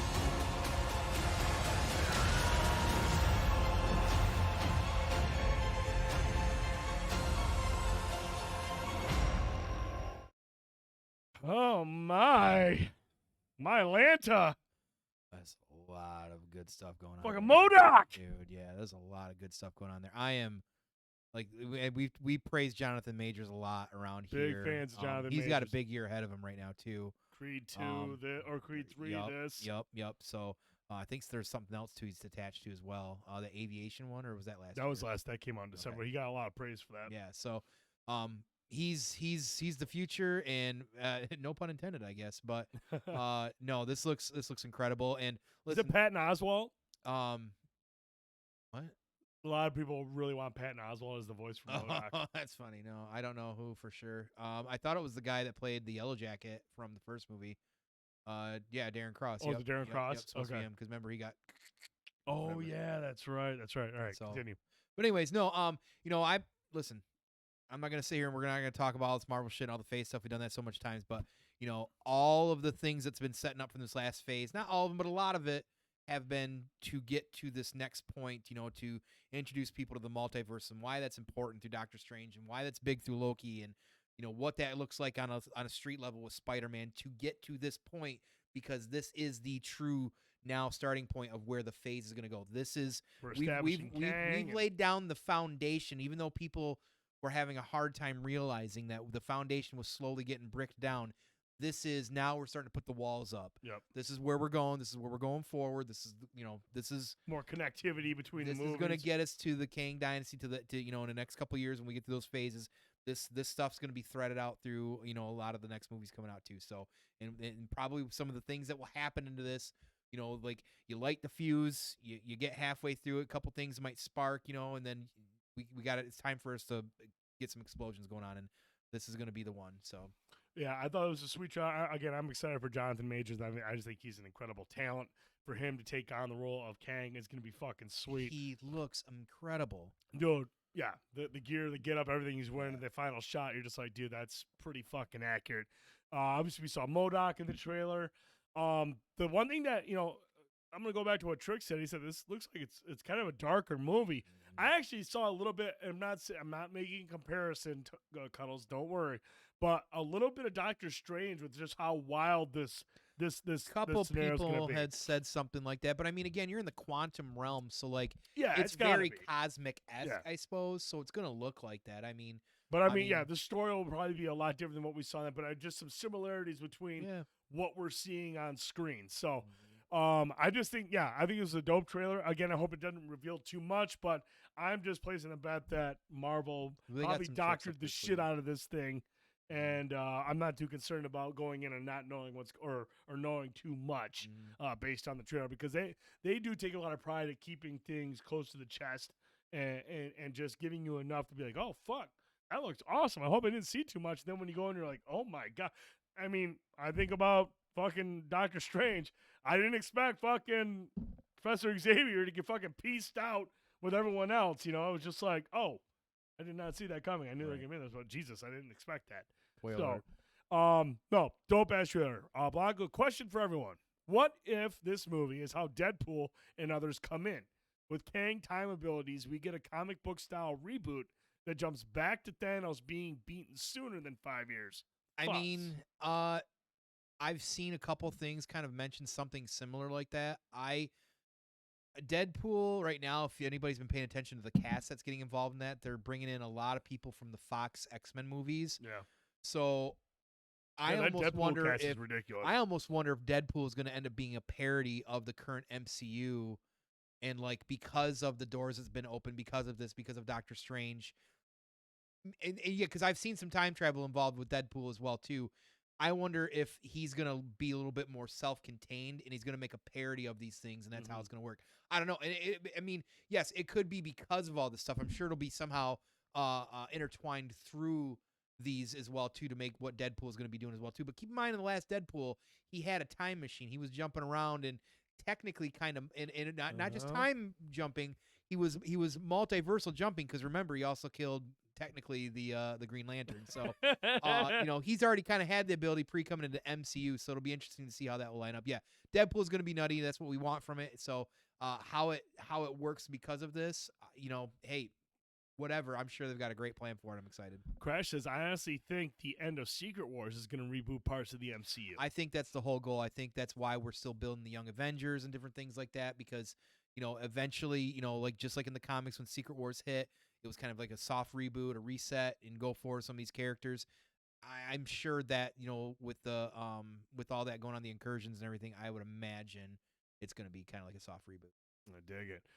Carl says, did you see they were trying to get way more stuff out before that comes out?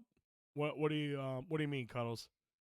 Yeah, are you talking like your people? Are you talking about Deadpool? Like trying to get stuff out before Deadpool? Are you talking like a Crunchwrap for breakfast? Secret Wars, trying to get more stuff out before Secret Wars. Yeah, I'd imagine. Yeah, they want to get it out and then decide what they want to keep in whatever. DP3 is about to have Deadpool and Wolverine getting picked up by the TVA. I really hope they intertwine something like that. That is one of the things that I don't know who said it, but like I really want Loki and TVA to be involved in that movie somehow. I have this thing about seeing Tom Hiddleston and Ryan going back and forth. Like I don't know, I just feel like there could be some fun dynamic there. Oh yeah, for sure. But no, dope trailer. Again, we're probably gonna have to get in touch with Koi's Comics here shortly to Those tickets got to be. I mean, if it's what? It's January. Oh shit! I better hit him up soon. I wonder if we're getting. Do we know? Those Boys, tickets we got to get be tickets, yeah. going on sale here pretty soon because usually they do about a month in advance. So. Yeah, Crash. That was breaking the last couple days too. Adam Driver's been approached by MCU, and I said he could be a good Doom, and then he could also be a good Reed Richards as well too. Whatever. Adam Driver can play whoever the fuck he wants. Yeah, you can really do anything you want with Adam Driver. Whatever. Owen Wilson would be great with Hugh Jackman and Ryan Reynolds. I do think he would have that dry sense of humor that would go well with like Ryan's over the topness, and even Hugh has kind of like a dry sense of humor. But I think they could all do really, really well. Do we know, is Cable supposed to be in 3? I think Josh Brolin has been signed up too. I want to say he was one of the ones I saw too. I could be wrong on that, but I'm pretty sure Josh Brolin might be involved because the Thanos jokes will be thick on that as well too. Absolutely. Yeah, and I hope he's involved. And then I saw something about the time jump. I think Halle Berry, but she'll be reprising her character from Swordfish, which is really weird. Swordfish, man. Can we get John Travolta in there as well? Because Hugh Jackman was in Swordfish, wasn't he? Yeah, I mean, get the whole cast back together. That was not a great movie, but I was a big fan at the time. Johnny T, man. That was I feel like, was that just after? That was not long after. That was like 2002-ish. Was that right after what's the one with John Travolta and Forrest Whitaker? It's like one of the worst movies ever.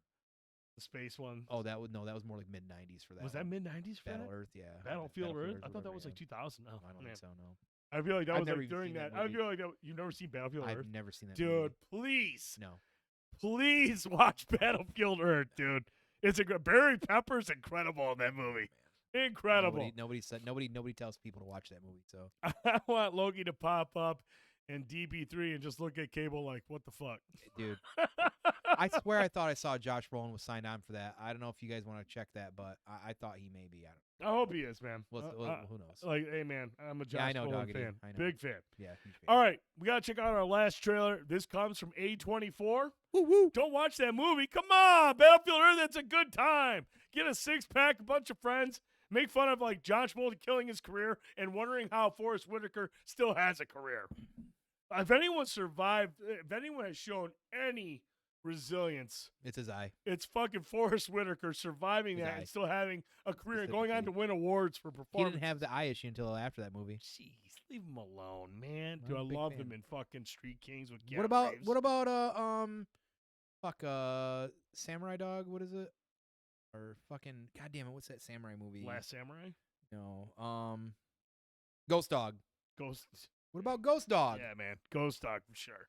You don't know what I'm talking about. I don't want to. Battlefield Earth was a Scientology propaganda movie. Join us. Get along. Alien tongue on your donger. There you go, man. I mean, it's like, hey, I know Tom Cruise was a huge fan of Battlefield Earth. All right, Tom. So our last trailer comes from A24. Yes. And it's the next movie from Ari Aster. Now, look, I understand not a lot of people like Midsommar or Hereditary. I think they're some of the best horror movies that have come out in the last 20 years. I'm a huge fan of Ari Aster, and knowing that he's teaming up with Joaquin Phoenix, I was like, man. As soon as I see Joaquin everywhere, I'm like, let's see what these guys can do. Let's check out the trailer for Beau is Afraid. I am so sorry for what your daddy passed down to you.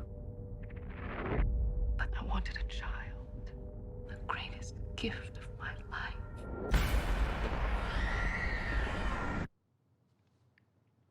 I'm visiting my mother tomorrow. Hi, Carrot. It's Mom. I'm just calling to say that I'm so excited to see you tomorrow. You're my angel, and I love you. Okay, I love you. Okay, bye, sweetie. I love you. Are you at the airport? I'm on my way. It's not safe, is it? What do you think I should do? I'm sure you'll do the right thing, sweetheart.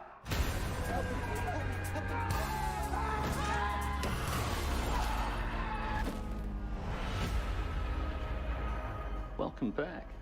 I hit you with my car. What? I know. What was this? That's my little assistant health monitor. Feeling sad about going home, Beau? Must feel totally unreal. I'm supposed to be leaving. I don't know if that's gonna happen.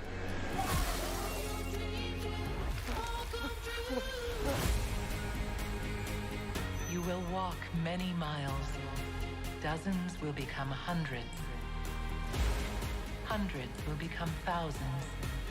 Your adventures will continue for years and years. As soon as you get home. I know.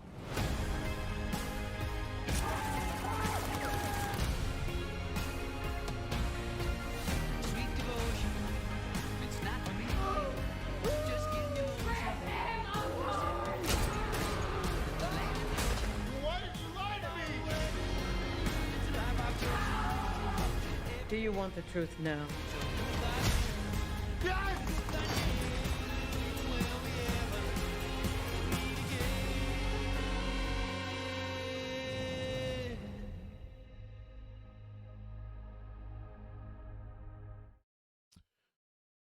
Now, look, obviously, Hereditary and Midsommar were very cerebral, very dark horror films. You know, they touched on a lot of like very heady themes. True. They touched on some very tough subjects. True.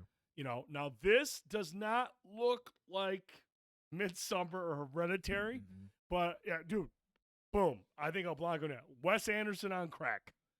Because like this does feel like the natural evolution of where Ari Aster. Hereditary was very dark. That's a depressing fucking movie. If you're the type of person that wants to go in and see a begin, middle, a conflict, and a resolution that's so positive and beaming, Hereditary is you're gonna fucking hate it.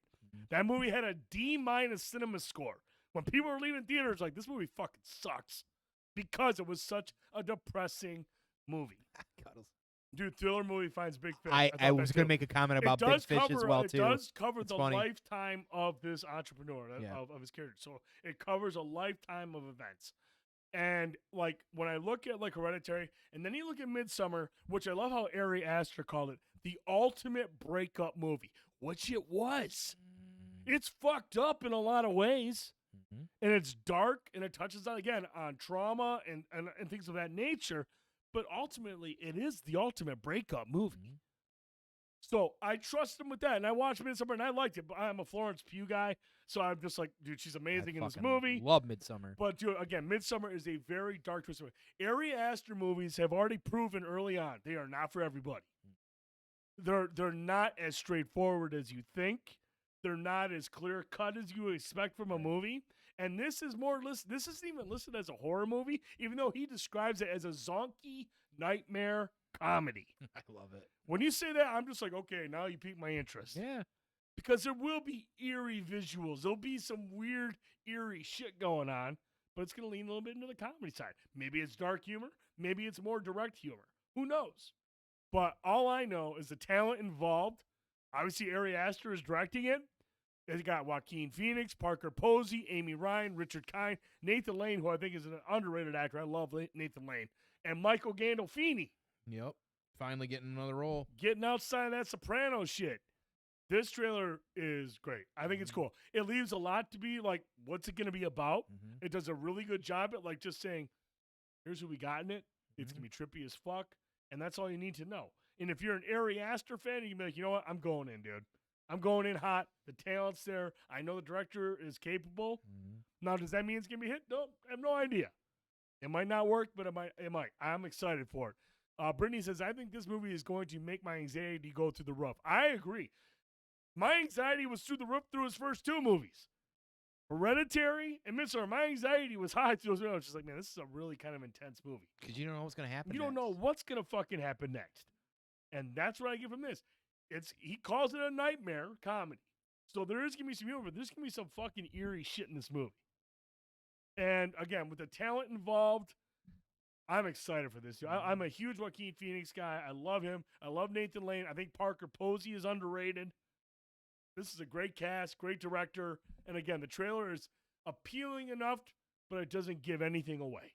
Oh, and somebody said Big Fish. That's the first thing I thought of, too. Dude, I love major Big Fish vibes. Love that movie. Major Big Fish vibes.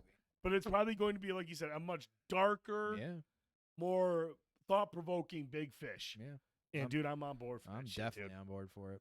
And guess what, Tone? April. Oh, also, guess what? Joaquin Phoenix. 3 huge movies to look forward to in April already. 3 huge fucking movies. Cannot wait. We want to get your thoughts. It's a very mysterious trailer in a way because you really don't know how to read this. It just looks crazy. It looks trippy. You got a killer cast, and you got a capable director.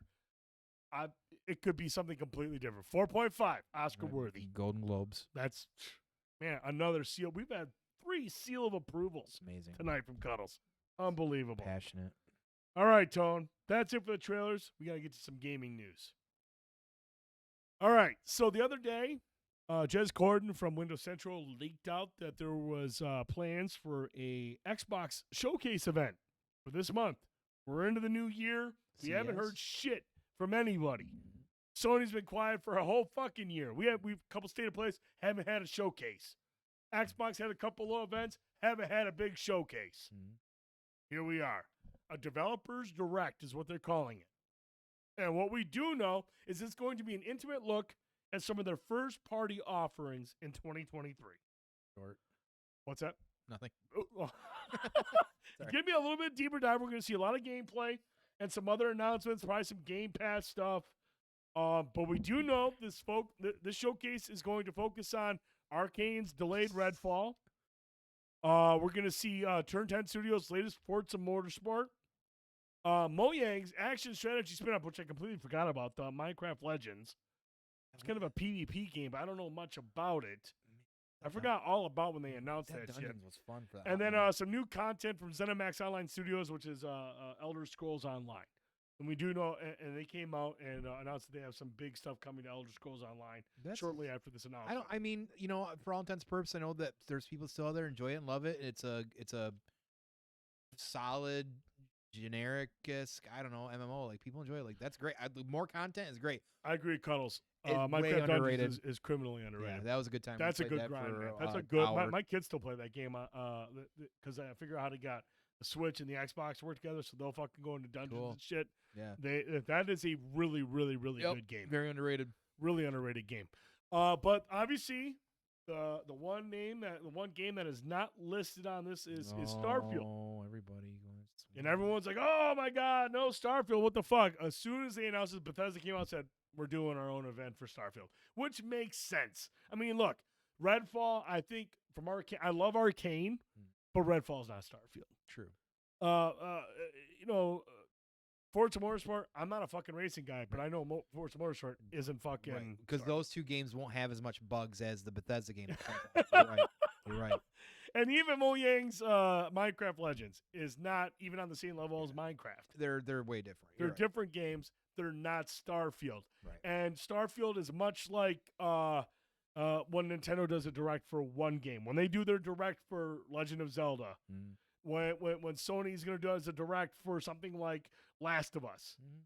They're going to do their own event for Starfield. Makes sense. Which makes sense. That's because Starfield is a massive fucking game. And they're going to want to have a huge event that is focused on all aspects of that game. Because a lot of people still want to know, what the fuck am I doing in Starfield? Is it Fallout in space? Is it Fallout meets fucking No Man's Sky? In space? Yeah. Is it? Well, what is it? Because I had somebody recently said, isn't it basically like a RPG version of NMS? I'm like, I thought they said you can't transfer from ground to sky and planet travel wasn't going to be like No Man's Sky. Right. You remember that? Yep. That's not going to be like that, right? Because I had to set that straight. I don't know. Nobody knows. Exactly. And which is why they need their own event. I know, and that's fine. And people, we don't need to know everything. I know the hype's out there and people are excited about it, but I'll wait till it comes out and the bugs are patched after a month and check it out. But a month, that's generous. Yeah, for Bethesda. Christ, I can go play Skyrim right now and I'm still running into bugs. Cool. Any other streamers out there doing that too? Still, streamers out there playing Skyrim? I think so. Cool. Justin Ty, hey, you're here, Panda. Hey, Panda. Thanks for joining us, buddy. But no, I'm excited for this event. I do want to see more Redfall because I am seriously a huge Arcane guy. I love Dishonored. I love Arcane's games. Yeah. And for them to and especially Deathloop. Deathloop. Yeah. Deathloop. Yeah. I think Deadpool. I need to fire that fucking. Get them all up.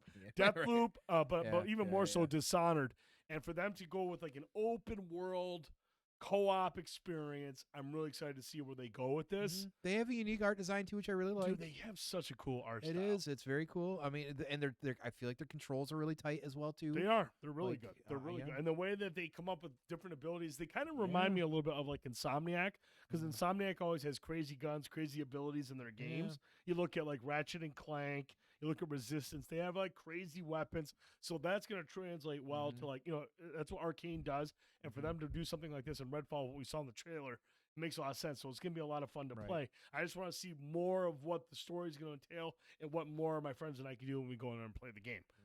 It seems like Redfall is in fact set in the Dishonored universe. That's fucking interesting. I would, because is Deathloop in the Arcane like in that Dishonored universe just different time frame?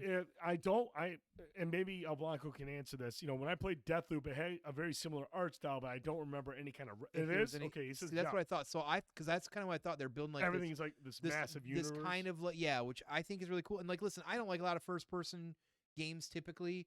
I just feel like they're just not always for me. I'm hit or miss with them, right? But I feel like Arcane does it well though. Yeah, they got a good grip on it. Where I feel like when you're talking about the weird weapons and stuff, not everybody can pull that shit off either. So Dishonored is late 1800s. Deathloop is the 60s, 70s. Redfall is now. Arcane Studios has officially confirmed that Deathloop takes place in the future of the universe first built. That's fucking cool. And I believe that because I respect that. I feel like the art style in that is a lot more similar than what we've seen in Redfall. But then again, Redfall takes place multiple years ahead of it. So that's why maybe it looks a little bit more modern. I respect that. So no, I'm really curious to see more about Redfall. I think that's probably the game that I'm most excited about. I'm not a racer guy, so Forza Motorsport is just like the same as every other Forza Motorsport. Not interested. Cool. I'm curious about Mojang's action strategy, Minecraft Legends. I'm not really a PvP guy. I think Minecraft Dungeons is more appealing because that's cooperative. It's dungeon crawling, so I think that's cool. I don't have any time for ZeniMax Online's ESO. I played a little bit of it. I think it's cool. And maybe if I didn't play anything else and I had a lot of free time, I would get into an MMO. But, I think this is cool. I'm excited to see more about Redfall. And because it's more of an intimate look at these 4 games, plus whatever they announce for Game Pass, I'm sure they'll announce. There's rumors that Ubisoft Plus is finally going to get announced for Game Pass. There was rumors of that early last year, so I'm sure that's probably an announcement they're going to do. Speaking of Ubisoft, rough times at Ubisoft right now. Today they had their financial report. Not looking good at Ubisoft. It was so bad to the point where they admit that Mario and Rabbids Sparks of Hope and Just Dance were terrible. They sold poorly. That's not good. Despite the great ratings and the marketing that they put behind it, it didn't do well. Ubisoft Chief Executive Yves Guillemot. Everyone loves Yves. He's always trying to fight off those guys that are trying to buy up all the shares. It's true. He had this to say: "We are facing contrasted market dynamics as the industry continues to shift towards mega brands and everlasting live games in the context of worsening economic conditions affecting customer spending." Or maybe we're oversaturated our own live service games and no one gives a shit. Or maybe Mario and Rabbids, while it's fun and people enjoy it, people don't understand what they're buying. That's like I always go back to parents at GameStop were always returning it, thinking it was a Mario game. Yep. Hey, great concept. Maybe doing that just wasn't. Maybe we shouldn't put all our fucking eggs in that basket. Or guess what? Just Dances. People can do different things on their phones anymore. That shit doesn't matter anymore, man. Cut the losses on that shit. Here's an idea. Why don't you dig into your fucking treasure trove of games that people have been wanting for fucking years and do a goddamn new Splinter Cell? How about try that? See what goes on from there. Or maybe instead of trying to swallow the cock of fucking live service games all the time, you fucking put out a single player game or get something else out there, because guess what? Who's playing Division now? Good question. All 20 of you. You're keeping it going. You guys you got to do something different. You started for at one point, about 4 or 5 years ago, they stopped doing Assassin's Creed annually so they could stop being oversaturated and keep their sales going. How long did that last? Hey, remember that one cycle? Remember that awesome Battle Royale game they put out last summer that nobody fucking cared about, and they already fucking discontinued it? It's dead. Oh, yeah, that's right. I don't even remember the name of it. I just remember I was like, wow, that thing died something fast. Or something or Who gives a shit yeah, what who it gives is? a shit? This is and the reason this rubs me so wrong is because there are some titles under them that I fucking love. Oh, they have a ton. Dude, the Tom Clancy shit, Ghost Recon, Rainbow Six, they're enough. Splinter Cell. They're enough. And what happened? We had Wildlands that was good. Then they added live service to the next one, Breakpoint. And guess what happened? Everybody played it for a couple months, got sick of the bullshit, had to play with people, had to have these random like upgrades, paywall this, paywall that. Fuck all of that. Look, man, I love a good open world cooperative game. And even a live service. Give me fucking Ghost Recon Future Soldier 2 and I'll be happy. Give me Wildlands again, for fuck's sake. Dude, I don't want that. Just give me fucking Ghost Recon Future Soldier and I'm happy. God damn. Like, I don't understand why. It's like, they can't see the forest for the trees. That's the best analogy for them. And this is a group, again, that like when the rise of the Xbox and especially the 360 era, when the first Assassin's Creed came out in 2007, this was everybody, myself included, being like, this is a developer and a publisher that's fucking coming out and they're doing new shit. Let's go, right? And now look at them. They were talking about NFTs for a little bit. Now they're doing this shit. Yeah. You Assassin's Creed is basically Ubisoft's Kingdom Hearts. Just keep putting it out because everybody fucking wants to take it, but tell me how the fucking story is, because you can't. Who the fucking knows? They keep dancing around the fucking story of Assassin's Creed. Yeah. You know, is it like, was there a society beforehand? Is it the Matrix? We don't fucking know because we can't even fucking remember. It got so convoluted after 12 fucking years. Just like Kingdom Hearts, you can't explain that shit. It's all about making a buck at this point. Yeah. So, you know, no one's playing Division, no one's playing Breakpoint. Sit your asses down and stop trying to make everything a live service. Figure it out. Yep. Stop the live look, service man, shit. We've established right now, dude, other than Destiny and maybe, you know, even Fortnite to a degree, and Warzone, it's hard to keep a fucking live service game alive. It surely is. For a long period of time. Yeah. And apparently, you know, they've just, Ubisoft, for whatever reason, just can't fucking figure out how to do a live service game. And if I remember correctly, I remember them saying the next Splinter Cell is going to have live service elements. They were the first crew that started doing your games are $60 and $70. Well, if you want the full game, pay $120 and get the gold version and get all 3 fucking season passes that come out over the next 2 years. And here's some other paywalls you still can't get because even though you paid all that money, we still want fucking more money. Because their problem is, just like the great Rohit Raju said many years ago when this DLC started kicking off in 2010 with the Noble Pack for fucking Halo Reach, was that this industry is going to eat itself from the inside out, and it's fucking doing it, and it's starting big with Ubisoft, and they were the first ones that just couldn't get enough fucking jerking off on everybody's faces. Give me your fucking money. Yeah. Give me your money. You know, Cuddles says Graw 1 and 2, Rainbow Six Vegas were better than any COD, and they said, fuck it. I agree with them 100%. Absolutely. Dude, and the thing is, man, look, Cuddles, like, and I know you guys hate hearing about SOCOM, but SOCOM did the same thing. Rainbow Six Vegas was fucking incredible. Oh, yeah. Dude, Calypso Casino to this day is still one of the best multiplayer maps ever created. Dude, I fucking love that game. But Rainbow Six Vegas, Graw, and all that shit, and SOCOM, they all very similar. They don't have the respawn and the health regen and all that shit. I mean, I don't know much about Graw 1 and 2. I played a little bit of 2. But, like, it was more tactical. It was slower paced. It didn't cater to the fucking twitchy crowd that watch the Twitch shooters. And unfortunately, other than the fans that are really big into esports with like Rainbow Six Siege, there's not a lot of people that really want to sit there and fucking watch people play tactical shooters. Right. They want the fast-paced respawn shit. And that's what happened to SOCOM. When SOCOM 4 came out, Sony got all involved. They got, I mean, I'm not saying they don't completely hate it, Cuddles. You know, I'm not, EFT is one of the biggest, I understand, like, I'm not saying that. I'm just saying, like, for the most part, it doesn't compare to what you get from the Call of Duty crowd. And there's no way you could argue that. The Call of Duty crowd will always be what other people want to sit there and make their games like because they want to sell a ton of fucking games. Yeah. And when SOCOM 4 came out, Sony intervened with Zipper and said, make this shit like Call of Duty. Give us the respawn stuff. And they did that, and it died. And games like Graw and Rainbow Six Siege and SOCOM, they just don't work with that Call of Duty fucking formula. It's more tactical, and that doesn't appeal to people who just want to go on there and get a bunch of 100 kills, get kill streaks and all that shit. Yeah. That's more appealing. That's more accessible. And that's the only thing that makes it difficult for games like that. And when Ubisoft, Tom Clancy games are not meant to be fast-paced Twitch shooters. Tom Clancy is tactical as fuck. Mhm. So they got to be slower paced. And those just don't fucking generate. And when they moved Ghost Recon, and I know, what's the first one? Not Breaking Point. Wildlands. I know that was super popular. It was super popular. But it deviated a little bit what made Ghost Recon so popular.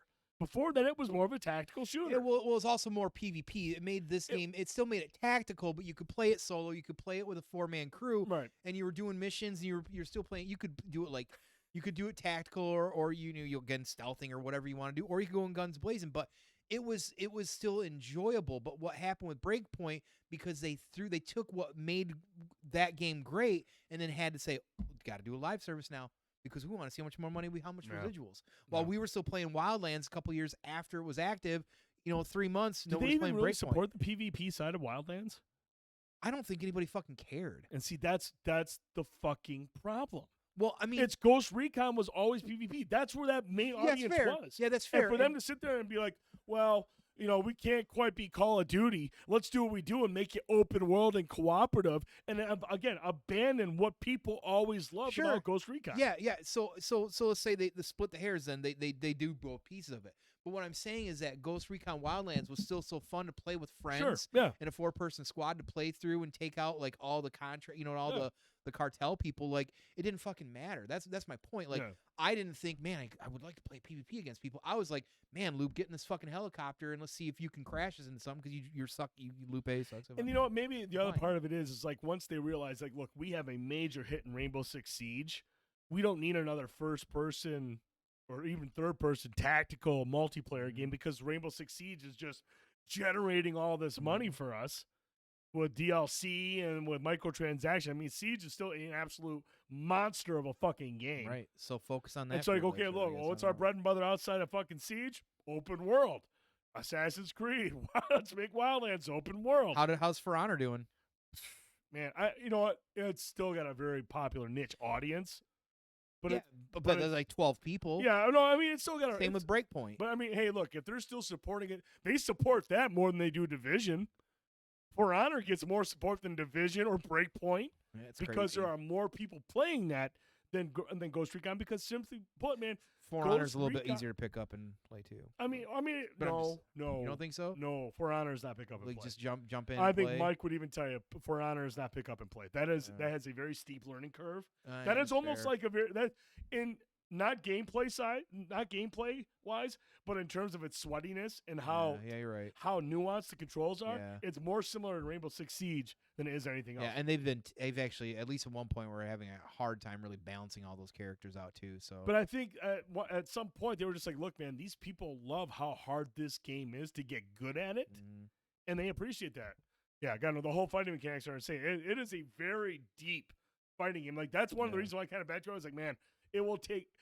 I would have to treat it like a live service game. Yeah. Play a ton of it to actually get good at it. It is a very, very difficult game. But Tom, ready for some more good news? Yeah. Because of the shitty sales, Ubisoft announced they got to cut back costs by about $200 million. And in the process, they've canceled 3 more games, in addition to the 4 games they canceled last year. And there was really only one game that they had that I've been wanting to play. That's Skull and Bones. That's But guess right. what, Tone? It's been delayed for not the first, second, third, fourth, or even 5th time. It's the 6th time Skull and Bones has been delayed, pushed back to 2023/2024. So you might as well just take that as 2024. Somewhere between January and March of 2024 is when we'll see Skull and Bones. Cool. Ubisoft and their stock is just plummeting. How now it makes me wonder, far dude. have they fallen? Now it makes me wonder, with the stock plummeting and them making all these cuts, are they preparing to be acquired? Poses the question. Wow. I mean, seriously, the prices are just plummeting. They're canceling games, lowering their costs. Do they want to be acquired? Because that's what happens. When they start, the stock prices plummet, they start making major cuts to their catalog and what they're working on. That's when these big or other publishers sniff them like, oh, I smell blood in the water. We can get them for this much per share as opposed to this when they were at their peak. That's how acquisitions happen. It's something that worked really close in Microsoft when the original Xbox came out through 360, and it's because it's very westerny. I could see that being good under their banner, but gosh, the FCC says no. Skull and Bones keeps getting delayed because it's not going to be a naval combat game anymore because everyone swore it was going to be like Sea of Thieves killer. I mean, I expected it to be more like a Sea of Thieves meets Assassin's Creed 4. Yeah, which a lot of people speak very highly. I mean, I didn't play 4, but I know 4, yeah, love the and naval, I they love the naval combat more than they like the fucking game. I hated a lot of that game. Yeah, that's wild. Yeah, the naval combat was great. And then in Odyssey, it was awesome in that too. But just so you know, they will be going forward. They're going to focus more on their premium tentpole IPs: Assassin's Creed, Rainbow Six, Ghost Recon, even the Division. They mentioned the Division, which I think is hilarious. Far Cry, and then they got an Avatar game that's brewing as well. So I mean, that's one of the games that's still cool. Weird, I don't see Splinter Cell on there. Yeah, I mean, it better be because they announced that they are working on a Splinter Cell game. But what kind is it going to be now? Is it going to be fucking mobile? Well, it's definitely going to be a live service, dude. I hope not. I'll be so fucking mad, dude. Yeah. Well. All right, Tone. Moving on to the next subject. We're sticking with video games, kind of. We're at the video game TV hybrid. The Last of Us series premiere is this Sunday, 9 p.m. on HBO Max. Finally, a Sunday show to watch. Dude. 80 minutes for the first episode. Critical praise. That's universal critical acclaim. 97% on Rotten Tomatoes, mid-80s on Metacritic. By all accounts, this is one of the best video game adaptations, if not the best video game adaptation they've ever seen. Well, hey, I mean, when you're doing TV shows, you can flesh that stuff out a lot better in a movie. Now, look, I know how we all feel about critics, and I agree with a lot of people who don't like critics. But when I went through critics and just waited to see, I played the game. Those are the reviews I read. Yeah. And when those people tell me they use actual fucking lines from the game in this movie, not all the time, but they talk about how they use a lot of the dialogue. So they are not deviating too much from the story. We're not going to see a Halo type of experience here. Joel's not going to take his head. But he's going to take his gas mask off. All right, yeah, apparently. Now, look, one of the big things that that was announced this week. Now, obviously, in The Last of Us, the cordyceps virus is transferred to the spores that people breathe in. It's like a fungal. It's like a fungal thing. You breathe it in, and obviously you turn into a fucking clicker or something worse. Inhale some fucking spores, and you're in midsummer and seeing stuff. Yeah, it gets bad. Cool. But they announced this week, and I do, and now look, going into this, I want this to maintain the storyline to a degree. Right. I understand certain caveats or certain liberties have to be taken to translate it to the screen. To the media, yeah. I expect that. I don't expect this to be one-to-one. But one of the big changes that they made is that the cordyceps virus cannot be transferred or transmute or whatever it is to anybody through spores. Not airborne like that. It's not airborne like in the game. Correct. And at first off, people were like, well, here we go. Here we go. We're changing shit up. It's true. But seen a lot of that. The logic behind it, I can respect. And this comes from Craig Mazin, the showrunner, along with Neil Druckmann. And I'm going to read a couple of quotes here. The first one is, it was important for us to acknowledge that the audience is smarter about pandemics than they were 5 years ago. Okay. We don't want to pretend that they don't know things. In the game, you encounter spores, and you need to put a gas mask on. In the world that we're recreating in the show, if we put spores in the air, it would be pretty clear that they would spread around everywhere, and everyone would have to wear a mask at all times, and probably everybody would be completely infected by that point. And if you've not played the game, basically there are areas in the games where you'll walk into a building or a room, and there will be spores in the air. It's really fuzzy. You see like the particles and stuff like that, and you got to put the masks on. Now, what he's saying scientifically clearly is if you fucking sneezed or air come through there, it's going to spread all over in the air just like anything else and be like airborne. It wouldn't be self-contained in these small areas. And they're taking in the fact that, now that COVID has come through and a lot of people were wearing masks, yep. With that mentality, if there's something like cordyceps going around that turns you into a fucking clicker or something worse, everyone's going to wear a mask fucking everywhere. Well, not everybody. I digress. But I'm just saying, like, people understand a little bit better about viruses and the Correct. effects that they can have on people. So for them to make that change, and it's also pretty difficult to shoot a lot of scenes where Pedro Pascal and Ramsey are wearing a mask through a lot of scenes. It'd be really hard to hear them make out what they're saying if they're wearing a gas mask. Like the main all character time. in Halo. Now, Continue. look, they could still implement gas masks in certain scenes if they wanted to respect that part of it. But, you know, like, look, there's a scene specifically in the trailer where they're in a looks like a library or whatever, and there's clickers walking around. It almost looks like there's spores in the air. But to convey that tension of, like, don't make a fucking move, it's hard to get that from an actor when they're wearing a fucking gas mask. Sure. Where you make this little change, and the way that the spores are spread, it's through tendrils that become kind of like a network that is interconnected. Which is how fungus works. And everyone's like, what the fuck are tendrils? Well, thankfully, there is some artwork from the game that they never implemented into it, talking about how tendrils work. And basically, tendrils slither around the ground looking for hosts. And there's actually some dialogue from the game. Now, you said you might have heard it. I swear. I don't remember hearing it, where the woman that's with Joel and Ellie at the beginning talks about tendrils being so hard when they grab a hold of you, they'll break your arm like on a whip. So I was like, oh, okay, that's deep. So that's kind of creepy. That shit looks creepy as fuck. I mean, look, head is wrapped in tendrils, is severed and dragged by spine. Oh, cool. Can't wait to see that on the fucking show. Hope so. So, like, it's really interesting, you know, like, and here's the other thing that they put out there that was trying to, like, kind of quell the fears of people about how many changes. You know, for those that are concerned about the show straying too far from its source material, both Mazin and Druckmann have stressed that any changes have been carefully thought through before making their way into upcoming adaptation. And Druckmann says, there are things that work in the game that would just not work in the show.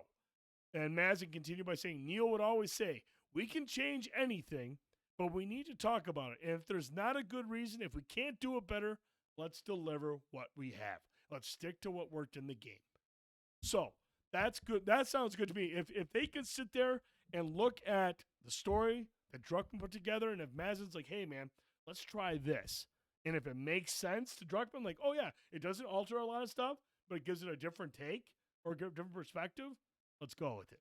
Right. I think, you know, for somebody like me who's really protective of source you material, are very protective of it, as a lot of fans are. But I also understand that there's the difference between me and fans is I also understand that there's media adaptations, and some are like, this is important because this sounds very well thought out. This is something that they're not doing the Robert Kirkman thing, going, well, let's fuck with timeline. You know, to me, like I'll always say, the guy just wanted another zero at the check and said, do whatever you fucking want. Drag it out. Yep, I'll grab my ankles, give me another zero, right?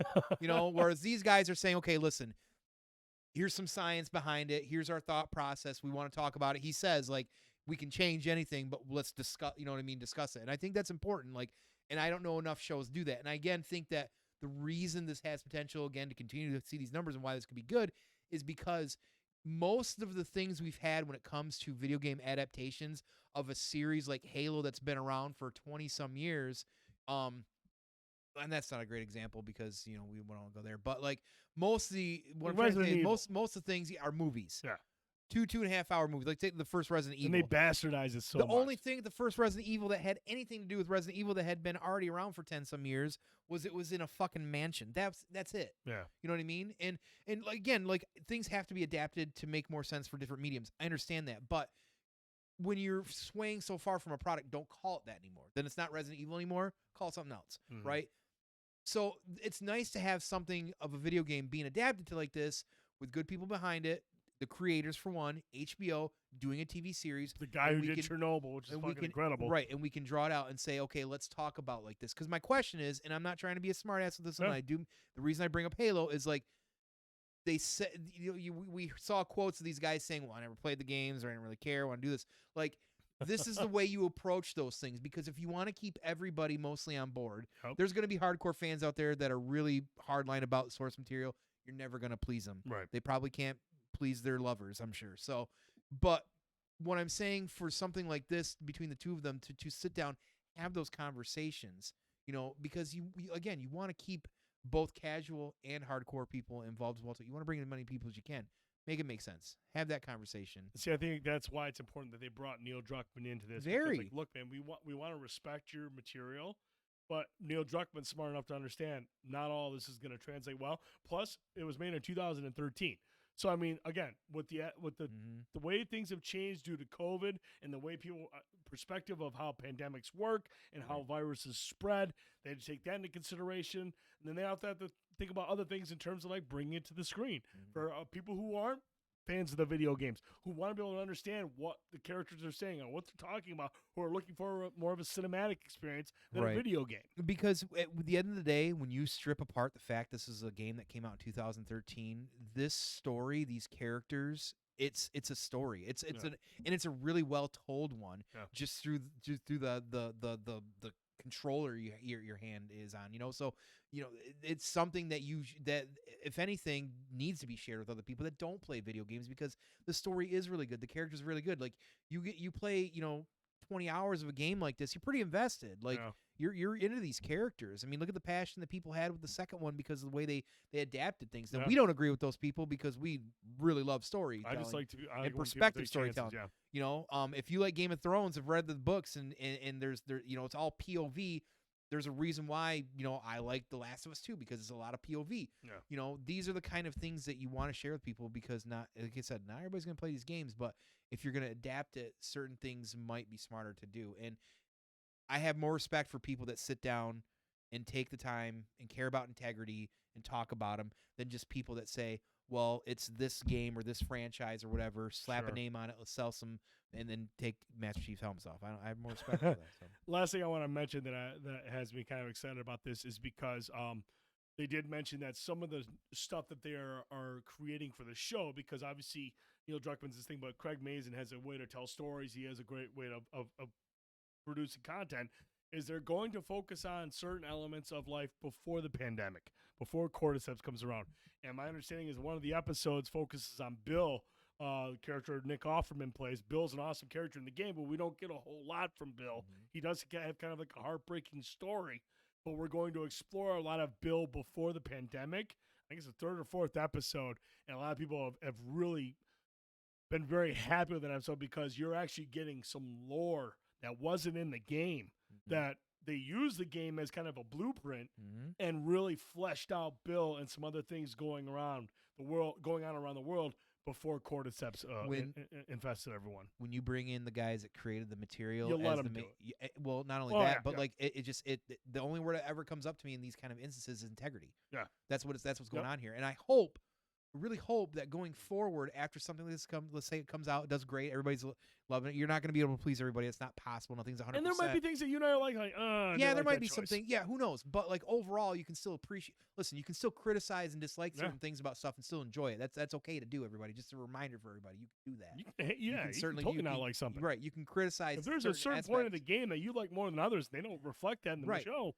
Right, that's fine. Absolutely. That's fine. But you can still overall still like it and enjoy it. That's fine. But I just hope this kind of sets a new bar. Like there's a lot of good video games out there that's got great stories that like Assassin's Creed, for instance, is another one that like there were cool elements about it in the movie, but they added this big fucking arm thing. Like I don't know if you've ever seen it, but like it had potential as well too. Like anything else that's made into a movie from a video game. The problem is you're trying to tell a story that's been around for a decade into 2.5 hours, and you can't do it. Yeah, it's hard to do. But now, but they're doing it with a TV show now. That's exciting because they're gonna let these guys really fucking unfurl their wings and tell the fucking story, as close and as it should be. And you let the showrunners, the guys from Chernobyl, add on to the story with Druckmann's, under the HBO banner. Fucking sweet, man. So we'll be watching that on Sunday night. We'll talk about the first episode, our impressions of that next Wednesday. We hope you guys and girls are able to check it out. I think it'll be a good conversation to have. Yeah. And Tone, yes. Let's move on to our final topic, sir. Yeah. This is for Tricky. Ladies and gentlemen, we talked about it last week, and we can confirm now this week. Wednesday has been renewed for a second season at Netflix. There you go. So when we do the Cuddles and Tricky tournament next week or next year for best TV show of 2023, we know Wednesday will be in the conversation. Absolutely. Trick can vote without his hands. Or with them. The show has grown to become the second biggest English language season of television on Netflix, with over 1.2 billion hours viewed within its first 28 days. Damn. While the show's undoubted success screamed at for a renewal, the sales of the rights to Addams Family to Amazon sparked a lot of rumors that we talked about last week of Netflix maybe either canceling it or shifting it over to Amazon.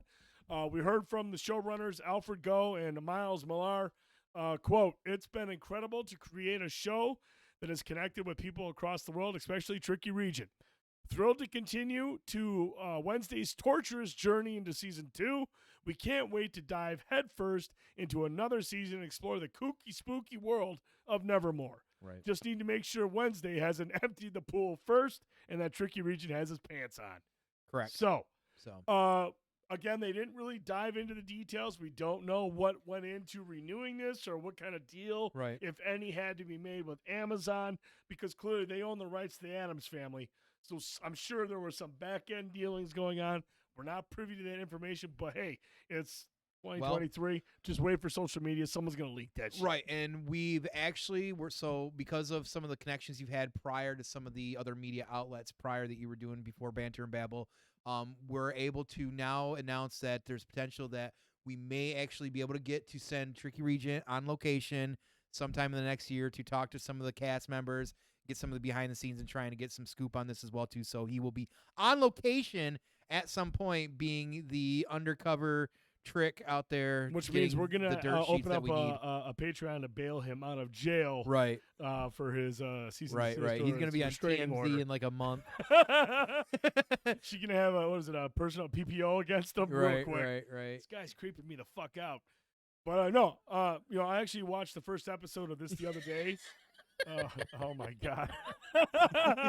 Why do you have condoms and Zimas? Oh my God! Jesus Christ! What year is it, King? Leave him alone. Leave him alone. Never. No, dude. Did you see Jenna Ortega was at Golden Globes last night? And did you see Scream, the Twitter account? No. They said the Golden Globes put out a tweet that says Jenna Ortega's here, and then Scream quoted and said, "Not for much longer." Though.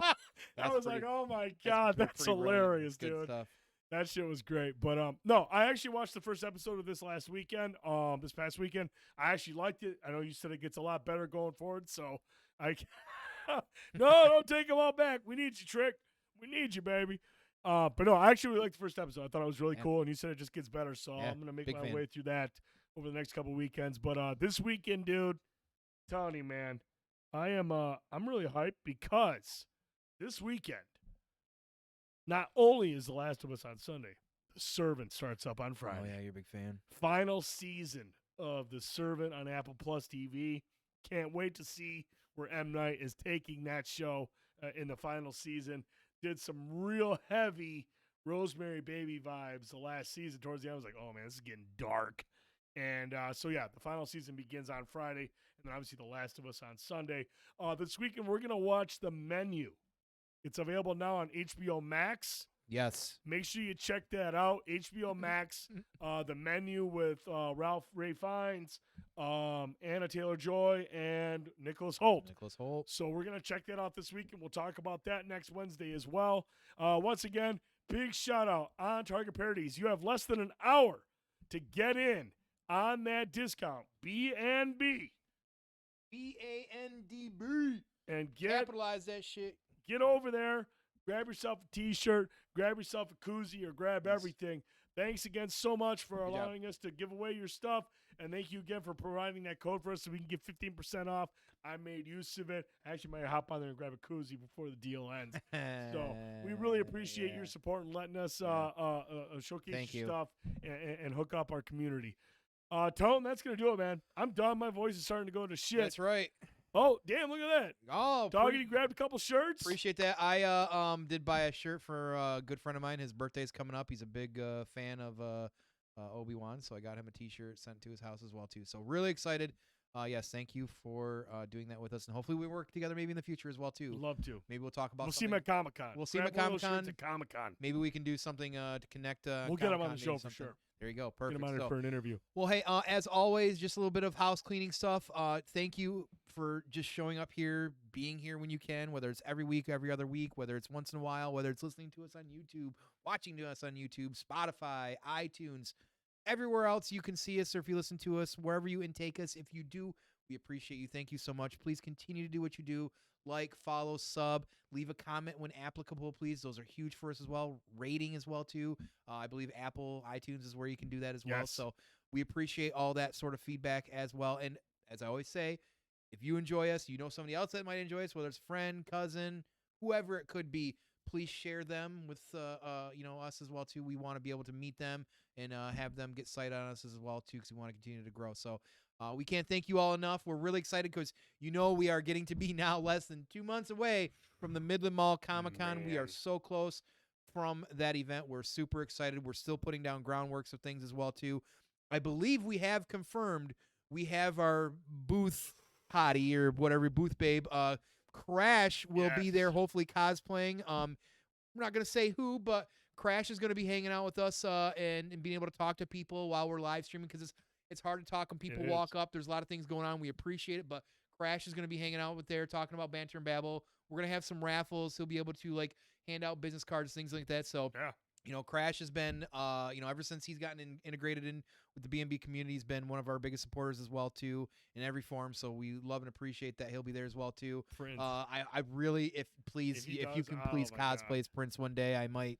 Yeah, that would be amazing. It shouldn't be a contender. It's the front runner. It should be a front runner. But Tricky Regent's going to be around as well, too. Of course, hopefully any of you out. I know Cherry's going to be around coming up. We're working on some pretty dope shit for the cosplay contest. We're not quite ready to announce it yet. Fingers crossed we can get, yes. We could have something pretty cool for the cosplay thing, but we'll keep you guys posted on that. We're really excited for that. 7 Dungeons, of Cuddles course. is going to be here. Oh, shit. You don't. He shows up, dude. Don't tease me like that, motherfucker. Don't you even start that shit. Don't even start that. But 7 Dungeons will be doing, of course, D&D not far behind us, behind the stage. Him and Mike and some of the guys will have dice rolling as well, too. People can jump in there and do that.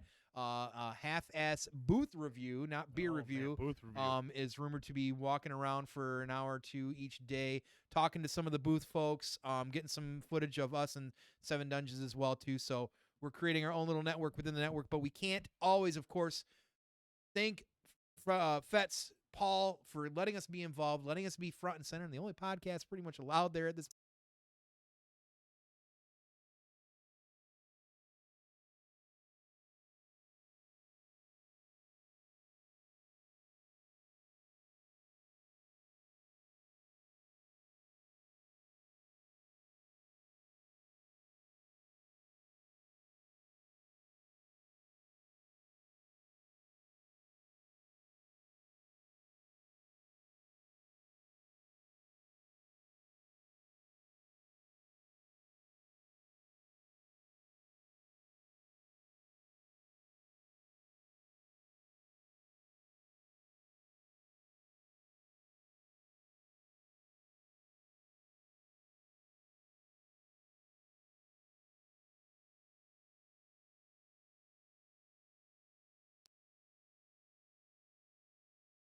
Test. All right, we're back. Can you hear us now? We're back. Yes. Thank you to Paul and Fets Toy Depot for all the hard work he puts into this. As you said, we want to give so much props and shout outs because it's a big opportunity for us to meet people, be there live and center at a fucking Comic-Con. Being involved with a Comic-Con is so exciting. Just amazing. Being there, generally seeing the commerce, people watching, hanging out, meeting. It's a fantastic. There's going to be some great vendors there this year. Going to be amazing. So if you guys can get into the area, let us know. Hopefully we can plan a night where we hang out as well, too. So, but again, as always, thank you to you guys, too. You guys are the best. We appreciate everything you do. All the shares, all the tweets, retweets, all the stuff, though. Thank you for being here week in, week out. Thank you so much. We can't thank you ever enough. Guy hit all the notes. Friday night, I'll be live with a multiplayer game, probably Call of Duty, but we'll see. We'll talk about it in the Discord, see what everyone's feeling, but I'll be live on Friday night with some beers, maybe some rage with COD. We'll see what's going on. We'll talk to everybody. If nobody else wants to play it, then I'm going to play COD. If everyone wants to play COD, we're going to play COD. But we'll see what else. Yeah, Cuddles will just have to come on and get us a 200-0 victory again. Looks like I know what you guys are playing. Probably playing COD. There you go. But we'll see. But for Fanboytone, I'm TheDude79. Thank you so much for watching. I hope everyone has a great weekend. We'll see you Friday night. If not, next Wednesday, 9 p.m. Eastern, right here on Twitch. Good night, everybody. Yeah.